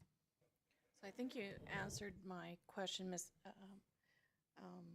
Hillary, but so if they wanted to have an extra, like the Sympathy or a third party came and did a performance and they wanted to sell their t-shirts and their swag, would they then need this retail store classification before they were able to sell products? Only if that would be on a permanent basis. If, say, you had the symphony come and they had like a little, like, you know, when you go to a concert and sometimes they bring T-shirts and stuff, Yeah. I would say no, they wouldn't need to have a permit for that. That would just be for that one temporary use. It would be part of that performance. So I wouldn't require them to get a development permit for that. It would be if it was a permanent, like, merchandise shop for the Star Theater that they wanted to set up in the building, that retail would fall under. Okay. And I just have another comment. So it seemed like a lot of the concerns had to do with traffic. So could these items perhaps be taken to the traffic committee? And like as council, that's another form of an area that we could discuss the concerns. And also then maybe a parking bylaw if we seen that. So like, I don't think there's people against the particular use of this building. It's just they have concerns in relation to traffic and so forth. So I think there's different avenues as council that we could perhaps move this forward in a different direction than just shutting down this motion. Right, thank you. Councillor Firth? Thank you, Mr. Mayor. Yeah, I appreciate Councillor Sorensen's comments because I think a lot of the concerns that we heard from the neighborhood are valid. But it's also the amenity for our community. Like, we heard a lot about how important it is and what a benefit it would be. So I think that we do need to make sure that the concerns are addressed now and in the future. Like, we wouldn't want to approve something because we think we've dealt with it, and then, you know, down the road things come up, although there is opportunity. And what I heard, I think from some of the board members, is that they are willing to work with the neighborhood. They don't want to be a burden. And I appreciate that the direct control does allow us to tailor the needs specifically to this, because it is such a unique property and it's a unique use that we haven't really seen before in our community. Yeah, thank you. No, and I gotta say also that traffic is one of the biggest concerns brought up, and nobody's particular against any of the building and what it's about, what it's currently involved in right now. So to me, we do have that opportunity to be able to deal with that. And as Councillor Sorensen indicated, the traffic committee would be one way to do that. But I think part of that is you probably don't know exactly what's going to happen until you get some of these bigger events, number one. We can anticipate for sure, but I would say that dealing with the traffic is probably the biggest concern there, and how we navigate that. So, Mr. Thibault, any thoughts your end there on that? I guess I would just reiterate the one comment that Hillary had made, is that traffic control doesn't really fall inside this direct control area, but administration can certainly bring it forward as a traffic committee thing, and we won't need anyone else to initiate that. We can initiate that ourselves internally because we already have all those comments, and the traffic committee is a perfect place to have that discussion with the chief of police and the rest of the board members. And so if council feels that traffic is something that needs to be addressed, it can be addressed through the traffic committee. It doesn't need to be addressed and can't really be addressed through this direct control. Right, yeah, it seems to be the most appropriate way. So they meet, is it in June next? Is the next traffic committee meeting? I think it is in June, yes. So this could be brought up, some of these items here related to Certainly can. It doesn't even have to wait until June, but the next scheduled one is June. So administration can come back with that information and get council's direction. Okay, great, thank you. Councillor Firth. Thank you, Mr. Mayor. Based on what I've heard from council and from administration, I think I'm prepared to move forward with the motion. All right. So I move that council approve second reading to bylaw 10-2026 to amend land use bylaw 13-2020. All right, thank you. Motion on the table. All in favor? Carried unanimously. Good, thank you. All right, on to item 6.4, bylaw 13-2026, land use bylaw amendment. Mr. Thibault. Again, I'll hand this over to Hillary, but this is to do with the public hearing that we had earlier today. So I'll let her speak to that, and then it'll be back to council. Thank you, Mr. Mayor, Council. I don't really have too much to add on this. We didn't have any feedback from the public. Like I said, there was a couple of just inquiries. I think generally speaking, this would be supported by a lot of the existing residents in the Meadows development. So with that, the recommendation is to move forward with second reading of the bylaw, and then third reading could happen at a later date. All right, thank you. Any questions arising? Right, someone prepared to make that motion? Councillor Antlik. Thanks, Mr. Mayor. I move that council approve second reading to bylaw 13-2026 to amend land use bylaw 13-2020. Thank you. Motion on the table. All in favor? Carried unanimously. Thank you. Item 6.5, bylaw 17-2026, land use bylaw rezoning. Mr. Thibault. I'm not too sure why you left, Hillary. We need you back again. I will make mention to council. So this is the RV park property that's over by the No Frills. That's the one that we're talking about. And we had an application from our direction, which is what opened up this discussion. So I'll hand it over to Hillary and then back to council. All right, thank you. Thank you, Mr. Mayor and Council. So this is for first reading of bylaw 17-2026. And it is to rezone the civic address of 50 Barton Drive, which is the Tabor RV Park. In discussions with the owner of the property over the last, I would say, 8 months, we have done a lot to clean up the property, but in discussions with them, they did have a desire to expand the existing use on the property. So currently, the use of that property as an RV park is a non-conforming use under the bylaw.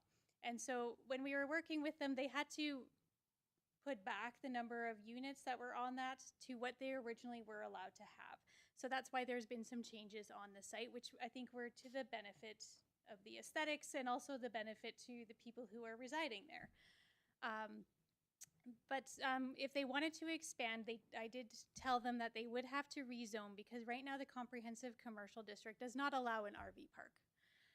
So they would have to rezone to an institutional recreational district. So we did receive that application from them, and they provided that with their supplementary information as in your agenda package to do that. They would like to expand it and also add like a more of a communal facility on site where there is an existing, what was the office for a used car dealership. They would like to, I think, remove that and put on like a washroom, shower type facility for the people who are living there. So that's what they would like to do. So with regards to that, they would still be required to get their development permit applications if the rezoning was successful. So with regards to the first reading of the bylaw, if council provides first reading, we will proceed with our advertising in the Tabor Times for 2 weeks, and we will also send it to the adjacent and affected landowners, typically within that 100-meter distance of the site. And we would set the public hearing. More than likely, it would happen on the first meeting in June.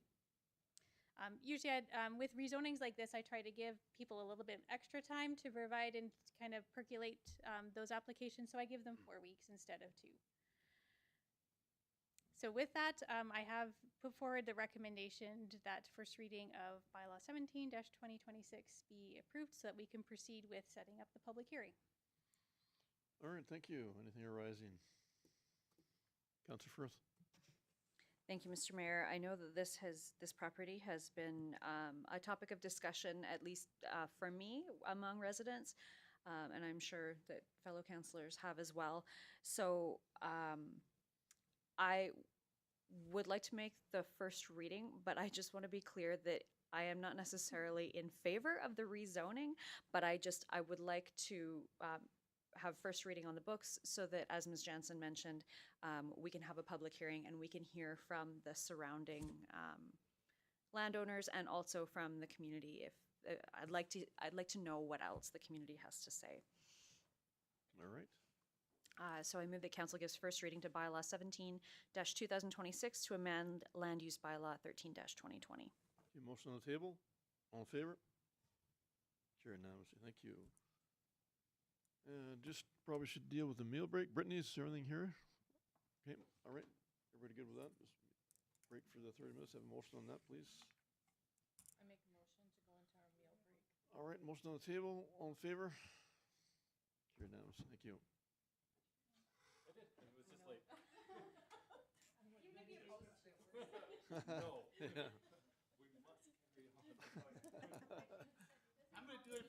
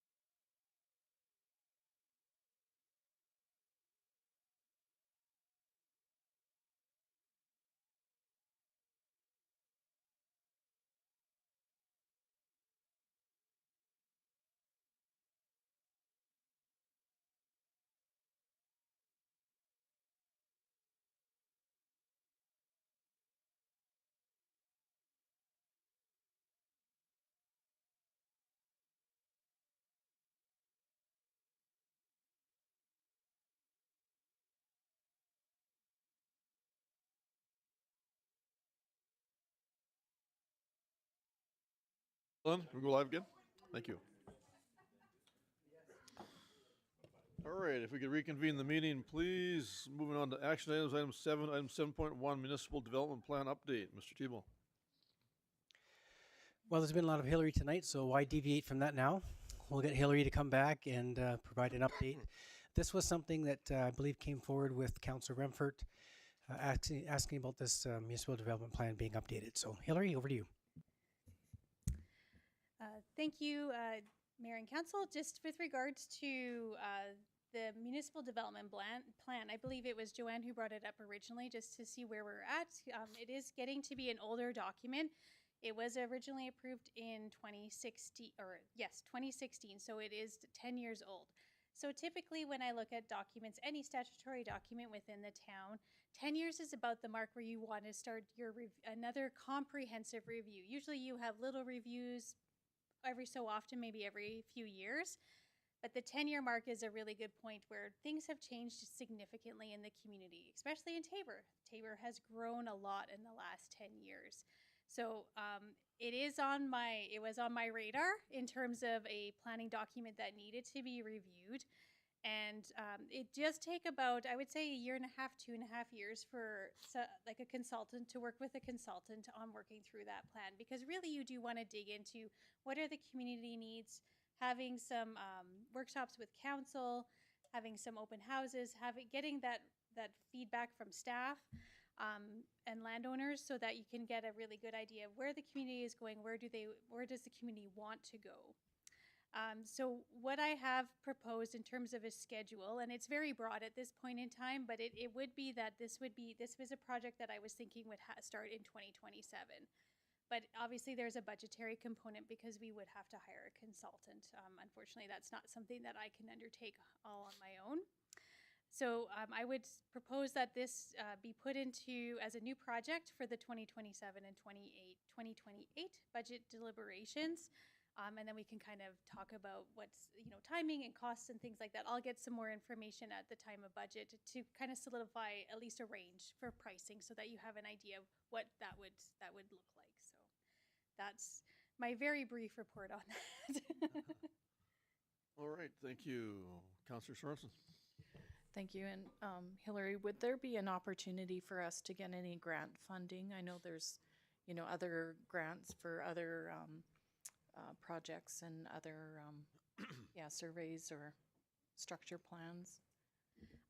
Typically what I've seen for like the provincial grants is those grants are usually tied to something that's more regional. Okay. So if we were to say want to redo the intermunicipal development plan with the MD or have a joint planning study with them, that sometimes there's opportunities for those grants, but you have to, obviously the timing has to work out on that. Okay. With something like a municipal development plan, because it's a requirement that we have, and you don't have to necessarily always have a new one. No. I haven't seen a lot of, I don't think I've ever seen a community get a grant for a municipal development plan. Thank you. All right, any other questions? All right, just require information motion. Councillor Sorensen. Beat you at the buzzer. I make the motion that town council receive this information, or this report as information. Thank you. Motion on the table. All in favor? Carried unanimously. Thank you. Item 7.2, Community Volunteerism and Service Day Proclamation. Mr. Tebow.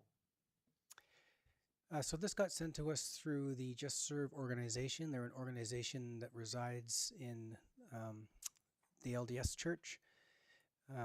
There isn't a representative here to speak on this today, so they provided their one sheet of information. Administration created a bit of a background document. Generalizing, I'd say I don't see that this is a harm of any kind. It's just a proclamation. They do work with other churches in the area and provide services. This is just a way of doing a recognition. So council does do recognition for board member volunteers, but we don't have an official for all volunteers in the town of Taber. So after reading through the materials, if council had some questions, I might be able to field them, but I don't know everything about this program specifically. Okay. Any questions arising? Councillor Firth. Thank you, Mr. Mayor. Through to administration or anybody that might know the answer. There is like community volunteer or volunteer recognition week, and I think it falls in April. Is that right? Thank you. So I'm just wondering if this has to be in May, or would it be more appropriate to have the proclamation fall sometime during that week in April to kind of coincide with National Volunteer Week?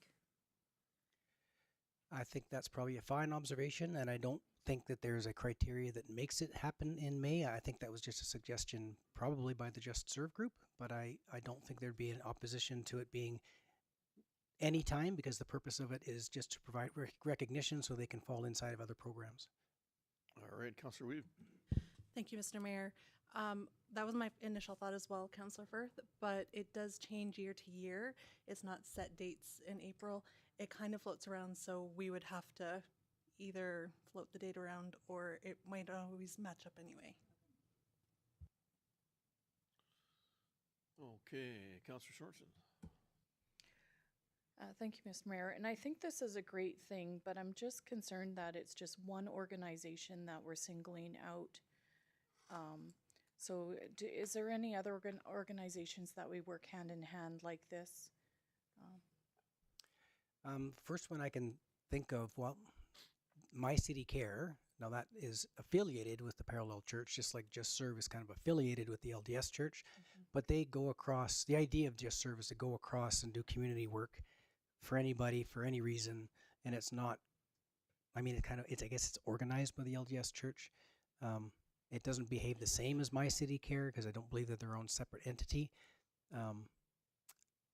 So I guess the answer would be, I don't know that we do anything specifically with My City Care either, unless, Mayor, you knew of something we did specific with them, but I don't recall that we do that. And really,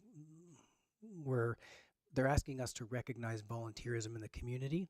I don't know that it's Just Serve asking, but I don't know that we're not mentioning, I don't think we're catering to anyone in particular, even if we endorsed, My City Care or something for a volunteer and service day, but that's just my interpretation of what I think I'm reading.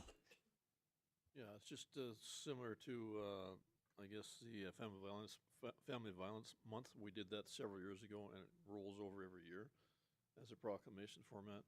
And there's, I think, 2 or 3 others. I can't remember off the top here, but so I don't know if you'd single them out per se. It's just another, either you agree with it as a good cause for your community or you don't. Some we've had different calls for that have nothing to do with our community, right? Never heard them before, so we've never endorsed those. But in this case, I see it as a reasonable, viable comment of support, and it's just there's really not a lot of work for us other than just the proclamation comes up and it's signed off up on a quarterly signed off, and happens year to year, right, Mr. Tebow? It does, and I just the Green Shirt Day just came to mind. Is that, did we do a proclamation for that as well? To be, I believe we did. Yeah, that's right. Yeah. So I think it's whoever decides to ask the question, I think, is what's going on here. Right. Councillor Weeb. Thank you, Mr. Mayor. As I read through it, I didn't get the feeling that it was supposed to be for Just Serve. It was supposed to be community-wide volunteer recognition. I have worked with Just Serve before to try and find volunteers for different things, so it serves the community as a whole, not just necessarily the LDS Church. And I just want to put some stats in front of council. We were participating in Volunteer Week a couple weeks ago, so I had information readily available. In Alberta, volunteers contribute over 250 million hours to the provincial economy every year. This is equivalent to 176,000 full-time jobs, representing upwards of 8 billion or 2% of Alberta's GDP. Many different organizations in our community, as well as youth sports and youth and sports groups, rely on volunteers throughout our community. So I feel this would be a good way to provide them with recognition, and I'm in favor of this request. All right, thank you, Councillor Sorensen. Yeah, I have nothing further to say than what my other comments were. All right. Yeah. Anything else arising?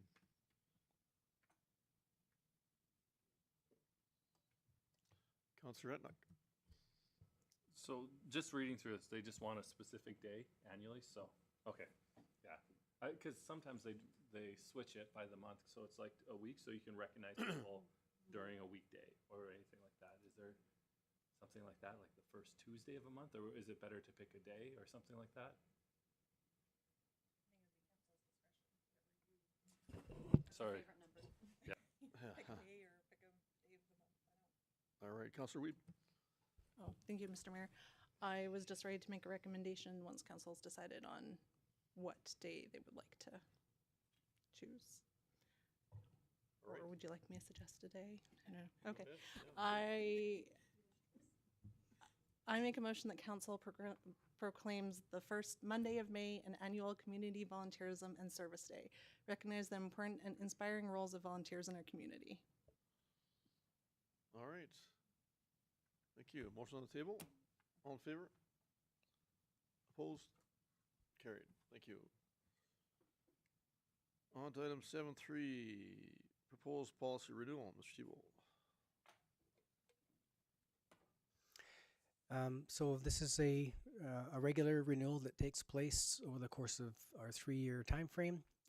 As mentioned, there was just some amendments made to the purpose statement. There's no other real amendments throughout the document, so back over to council for any comments. All right. Thank you. Any questions arising? Councillor Rumford. Thank you, Mr. Mayor. I'd like to make a motion that council approves the Engineering and Public Works Radio Communication Policy PSPW5 as presented. Thank you. Motion on the table. All in favor? Carried unanimously. Thank you. Item 7.4, Chinook Regional Hospital Foundation request. Mr. Tebow. So this one's a quick turnaround. I think there was a delegation at the last meeting. I did watch again, like I had mentioned, and Councillor Sorensen had asked that the administration come back with some more information. So the information was sought, and it's there in front of council. I don't have a lot more context than what you have in front of you, but we could certainly try and field any questions administratively if there was some. All right. Thank you.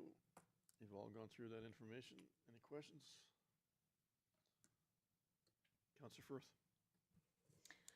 Thank you, Mr. Mayor. Not a question, just a comment. While I am very much in favor of this cardiac clinic being developed at the Chinook Regional Hospital Foundation and the cardiac cath lab, I struggle with contributing financially from a municipality perspective because healthcare is a provincial responsibility. And I know that there was points made that, you know, by contributing a dollar amount that we do, that signals to the provincial government that municipalities are in favor of it and they're behind it. But I really, especially in the current financial times, I have a hard time supporting it with a donation. All right. Thank you. Councillor Sorensen. Thank you, Mr. Mayor, and I agree with Councillor Firth. I was thinking, did we support a letter of support for this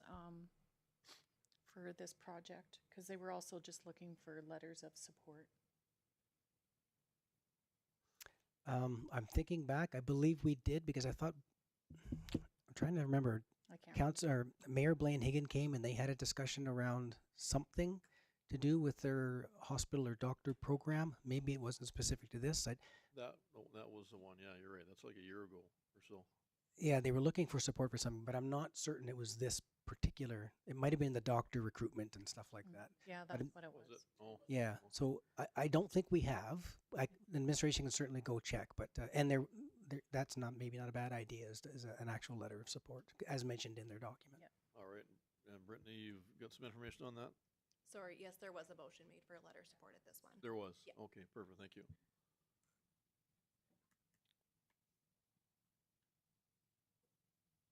Okay, anything else?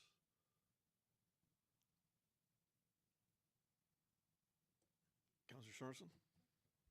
I'll make the motion that council receives the Chinook Regional Hospital Foundation request as information. Thank you. Motion on the table. All in favor? Carried unanimously. Thank you. On to item 7.5, information for council. Mr. Tebow. Okay, let's see if I can navigate through this one. So first item up, maybe I'll ask questions or pause in between each one of the items.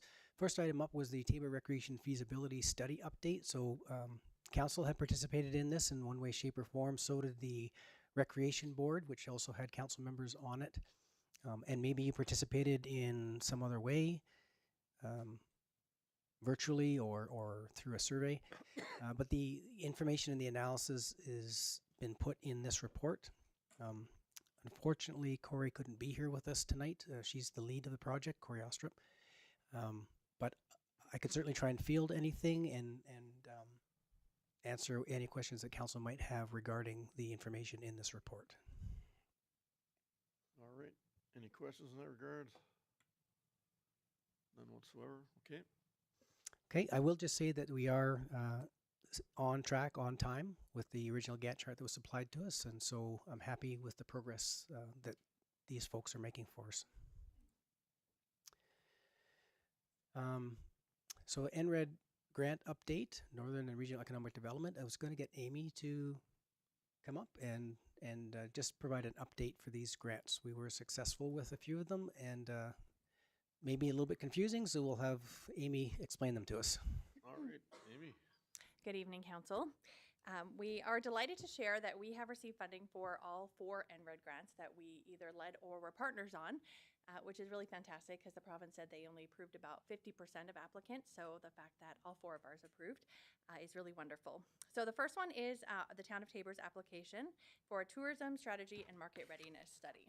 So this is an important step in strengthening the town's investment readiness, supporting our local businesses, and enhancing economic diversification with a strategic approach. It will provide data-driven insights to guide future decisions in our community and identify high-potential visitor experiences, assess our current inventory, and outline investment-ready opportunities. As you know, we continue to see growth in our festivals and events, our recreation amenities, and family experiences. But without a current assessment and strategy and inventory of what we do have, we could be missing out on valuable opportunities for our community. The study will equip us to move forward with the data that we need to position ourselves competitively in the growing tourism sector. So the total project cost is $26,180, and RED pays 50%, and the remaining portion was approved by council in November. The second NRED project, is the Joint Economic Development Committee Global Marketing Initiative 2.0. So last year, the JEDC partnered across the region to apply for a Global Marketing Initiative and RED grant, which was successful. We've had a really great year of marketing. And so we applied to continue that project this year, hence the 2.0, to continue with the following goals: to increase foreign investment into agri-food, logistics, and warehousing, to increase global awareness and attract investment to the region, to strengthen our role as a key export hub, and to differentiate us from global competitors, showing our distinct advantage, such as proximity to the border, irrigation infrastructure, and our strong agricultural scene. We're excited to see the continuation of this project across the region. The total project cost is $39,000. Of course, NRED pays 50%, and the remaining 50% was split between the town and the MD. So our portion was $97.50, which was approved at the November council meeting. Our third one, Community Futures, is the lead on this project, and we've partnered with them for the Southern Alberta Business Needs Assessment and Training Initiative, because we like long titles. So this builds on our 2024 business retention and expansion survey that we did across town. One of the priorities that came out of the survey was that our businesses wanted more support from the municipality, especially working with partners to provide training. So this grant will dive deeper into the needs of smaller and home occupation businesses to find out what that is, what kind of training they're looking for, how we can help them, and then provide those opportunities to them in the future. The grant originally included the data part, the survey part, and some training, but they didn't approve the training part, just the data survey, that part of it. So they approved $20,000 worth of the project, and RED pays 50, and we split the remaining portion with Community Futures. So our portion is $5,000. Was originally $8,000, but without that training portion. So we can plan for that in the future once we have the data. And number 4, our last one, the Tabor Community Improvement Society, the Highway 3AB project. So over the last few years, Travel Alberta has designated tourism development zones, of which Highway 3 is one of them. We've been working diligently with our partners across the highway to develop regional campaigns and find opportunities to collaborate. One of the aspects of this is Savor Alberta South, which hopefully you've heard about, which has run successfully for the past 2 years and has a website and a broader marketing campaign. But it also includes the 3 weeks in November, the first 3 weeks, where we have local restaurants feature local food. They don't have to discount it or anything like that. Just put it on your menu that you have something from a local restaurant, and we'll market you for free. We'll put you on the website. It's part of a campaign across the highway, which we had across the highway 60 restaurants participate in last year, and several Tabor businesses participated.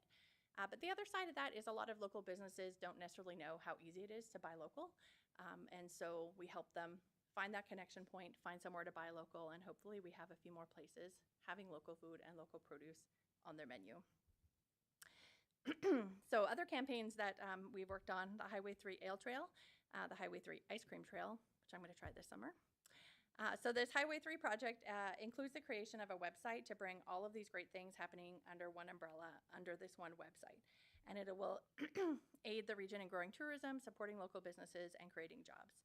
So the goals are to assist businesses in creating engaging tourism experiences, develop 3, 5, and 7-day itineraries across the region, so they stop in Lethbridge and here in Medicine Hat, retain or create jobs in the industry, launch and monitor a Highway 3 site. And one of the parts I'm really excited about is contract 3 investment profiles for tourism growth and market these to investors. So have someone go out, figure out what would work here, do up a profile, and then we can go to investors and say, hey, this is a really great opportunity for our region. Why don't you invest? So we're excited about that. So our financial partners on this one include South Canadian Rockies, Waterton, Lethbridge, Medicine Hat, and Tabor. Other coordinating partners at this point are the Blackfoot Confederacy and Fort Macleod, and probably a few more will come on board. So together, the funding partners are providing $45,000 of funding, plus $15,000 in kind, bringing it to $60,000, which NRED matches. So we have a total of $120,000 for this project. And the town's financial contribution on this is $5,000, which was allocated from operating budget this year. Are there any questions on any of these? Okay, great. Thank you, Amy. Maybe, Amy, before you leave, since the tax incentives is you, I'll skip over number 3 and go out of order a little bit and get you to do the tax incentive projections. Okay, ready? So as you've noticed, that Tabor has seen notable economic growth in the last few years. According to the Alberta Regional Dashboard, our population has increased 13.8% over the last 5 years, which has contributed to our near zero or below 0 at times % vacancy rate across town, which hinders our ability to attract new investment and support our local businesses. The residential tax incentive bylaw has been very successful. We at this point have 61 properties approved since starting the program, including single-family homes, new manufactured homes, multi-use, mixed-use, and legal suites. So these 61 properties are fully complete, as the bylaw requires that they can't start the incentive until they have occupancy the year before. So hopefully these are all living in, people are in them in various forms. This is open inventory across town. So just last year we did this as well, just kind of give you a projection on what that looks like at full tax value. With this year's assessments and tax rates, it's $240,749 that's added to the tax base. So there are many in the pipeline already in various stages of development. These ones take a while. So do the industrial ones to come to light because they apply when they start building and it takes them a while to get occupancy. But we continue to see strong growth in residential, and we'll hopefully see that ease the burden a little bit on our vacancy rate and also be able to attract some more investment and get some more workers here, so we can do that. On the industrial and commercial side, the regional dashboard shows that building permits reached 56.6 million last year, which is a 172% increase, demonstrating a strong year and renewed investor confidence. Local businesses and investors always pay attention when we talk to them about the incentive, and we believe it has helped tip the scales in our favor when the business owners and investors are making decisions about their growth and development. So the incentive includes new commercial and industrial properties, as well as the renovation and expansions of local businesses. We have 19 properties that have been approved since the program started, and again, based on this year's tax assessments at full value, they would add $354,985 to the tax base. So together, that's $595,000, which is a great indicator of strong growth in our community, the kind of strong growth that brings long-term sustainability. So both of these incentives continue to be a stable selling point to developers, builders, and business owners, and the increase in building permit values, housing vacancy, and investment show that these incentives are working. So thank you. All right, thank you. All right, item 3, people. Item 3, yeah. So Chris would normally provide some kind of an update beyond what is listed here. I do have a bit of a financial update, so this is not real time. Because we go through insurance and we go through a contractor, I just wanted to provide some information. So we've got in front of me, I didn't put it in the council package, but in front of me are our first interim proof of loss. So this is how you go through the claim system, and it accounts for everything that's going on over in the facility. So the first interim proof of loss was in the amount of $829,000, $865.39. And that was divided into a couple of invoices. The town is responsible for the GST, but we get all that back when we go into our GST at the end of the year. We were able, so a lot of this has to do with the asbestos portion and other construction activities and deconstruction activities. We were able to have some upward movement on our asbestos coverage. So originally, I believe it was $100,000. We were able to go up to $350,000 on that. And so after all this is said and done, this original interim proof of loss, the town's portion of that amount is $89,648.33. So again, this is not really up to date. This was back from around March 15th. So that was what the numbers look like. There's been a lot of activity happened since then, and I'll update council when we get our next interim proof of loss statement, but that's where we're at this point in time. So to date, we've spent just shy of $90,000 according to this, which is right along the lines of what we were hoping for. I also wanted to mention to council, just at the meal break, I wandered over to the community center. They are doing a shutdown today to do some power readjusting for our main tech cable in there. But if council wanted to, they do have the doors open. There is emergency lighting and our actual outside lighting for as long as there is light outside. So as long as we don't go forever. If there's still some light, if council wanted to, we could certainly go over and I could give you a peek at the large ice and what kind of progress that we are making. If anyone who's interested can come walk over with me. And we are still on track, to the best of my knowledge, to meet our August 1st date for Versat. So if there are any other questions, I could try and field them. And Blake is also here if there was anything that I maybe couldn't field. All right, thank you. Any questions whatsoever? Right, no, that's good update information, and hopefully that continues and we're on track all the way through, particularly for the August 1st date. All right, no motion required for that. Moving on to item 7.6, notice of motion. Anything arising, Mr. Thibault? Administration didn't have anything come our way. Tonight we did speak to 2 of these. We still have the golf cart outstanding. Because of my last 2 weeks away, there wasn't any real progress made on that that I was able to have ready and bring forward for this meeting. I am anticipating that we should have go out on a limb and say, if not the next meeting, the meeting after that. But I know golf carts are alive and well, and they're driving around.